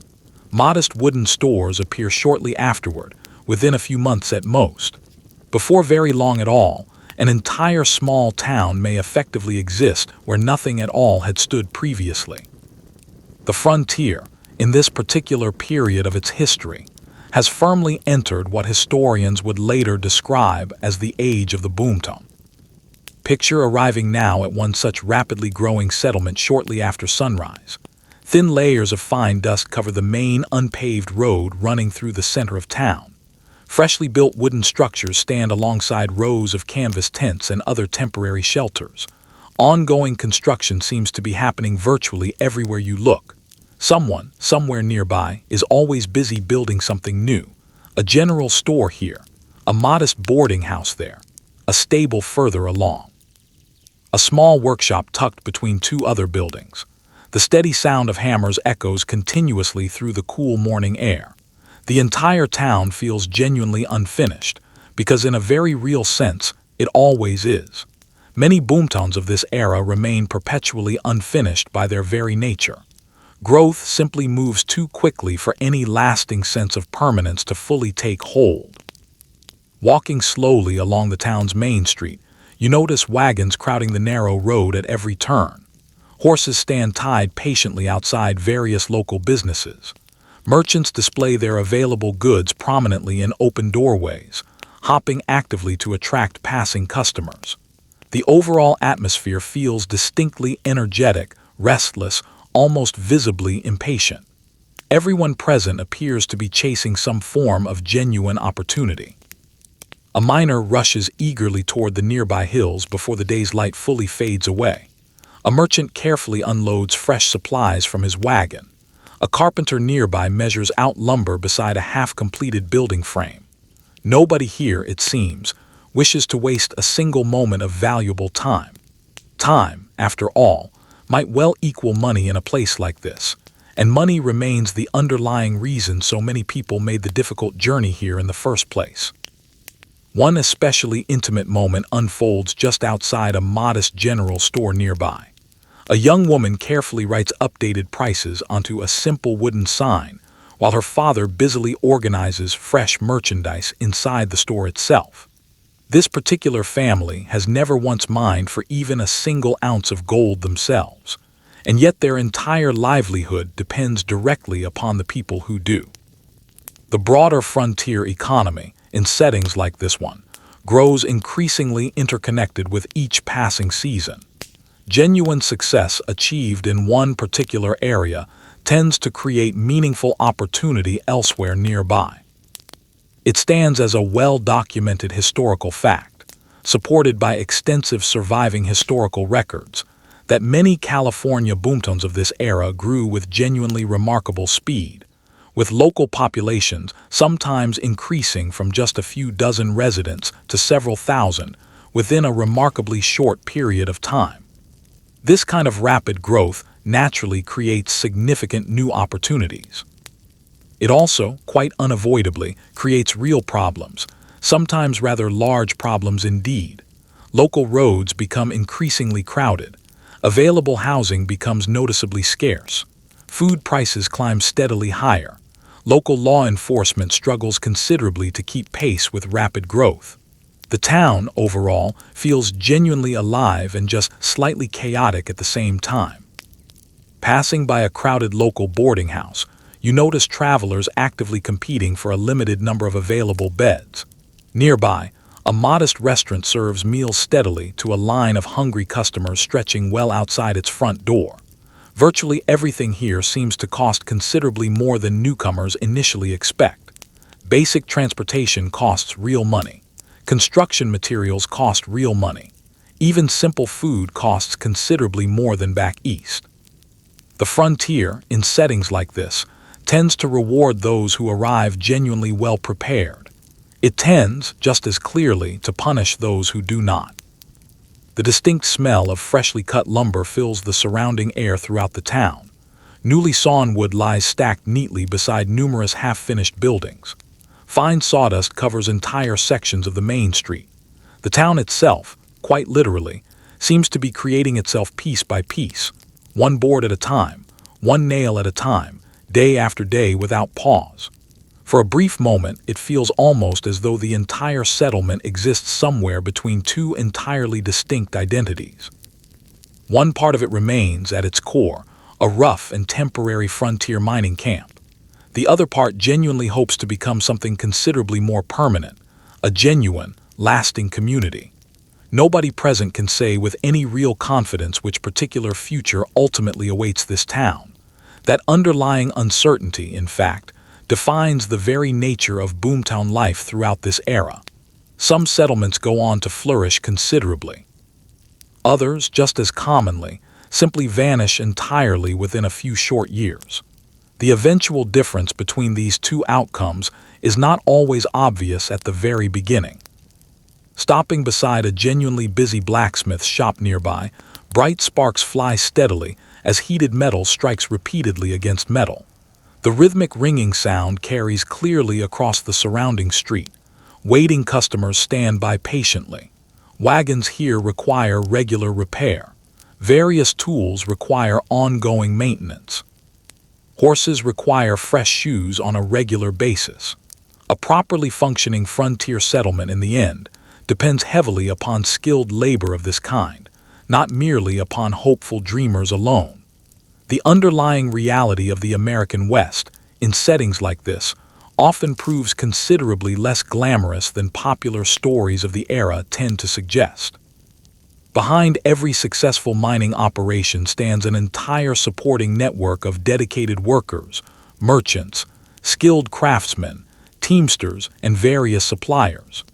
Their collective contributions matter enormously to the town's overall success. As the afternoon wears on, the surrounding streets become noticeably busier still. Dust rises steadily beneath countless boots and turning wagon wheels. Conversations overlap continuously from every direction at once. The entire town sounds genuinely alive, almost overwhelmingly so. For anyone who has spent recent years traveling through quiet, isolated frontier settlements, this kind of concentrated activity feels genuinely remarkable by comparison.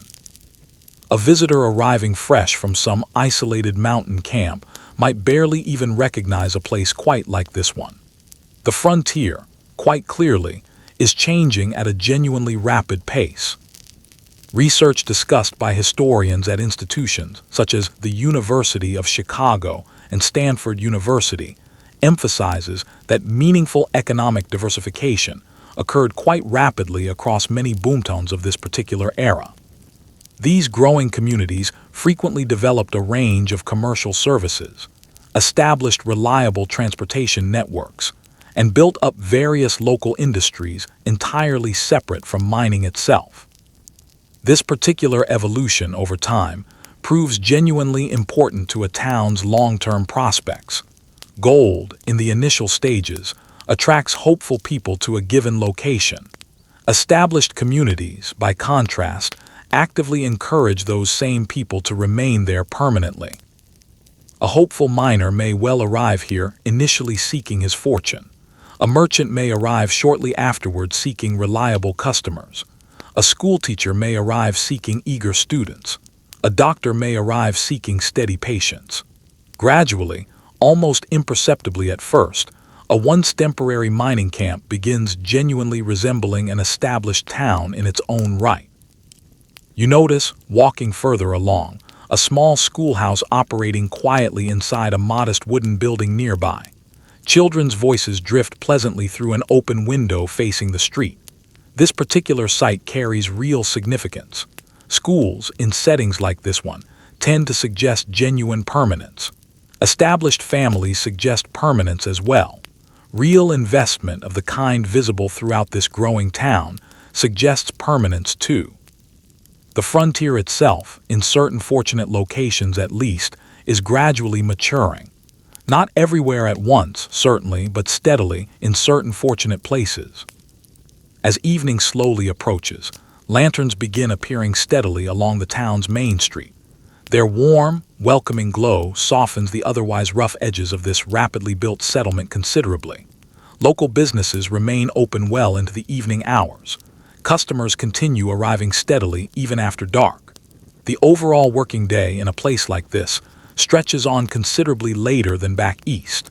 Genuine opportunity, it seems, rarely respects conventional office hours in a boomtown.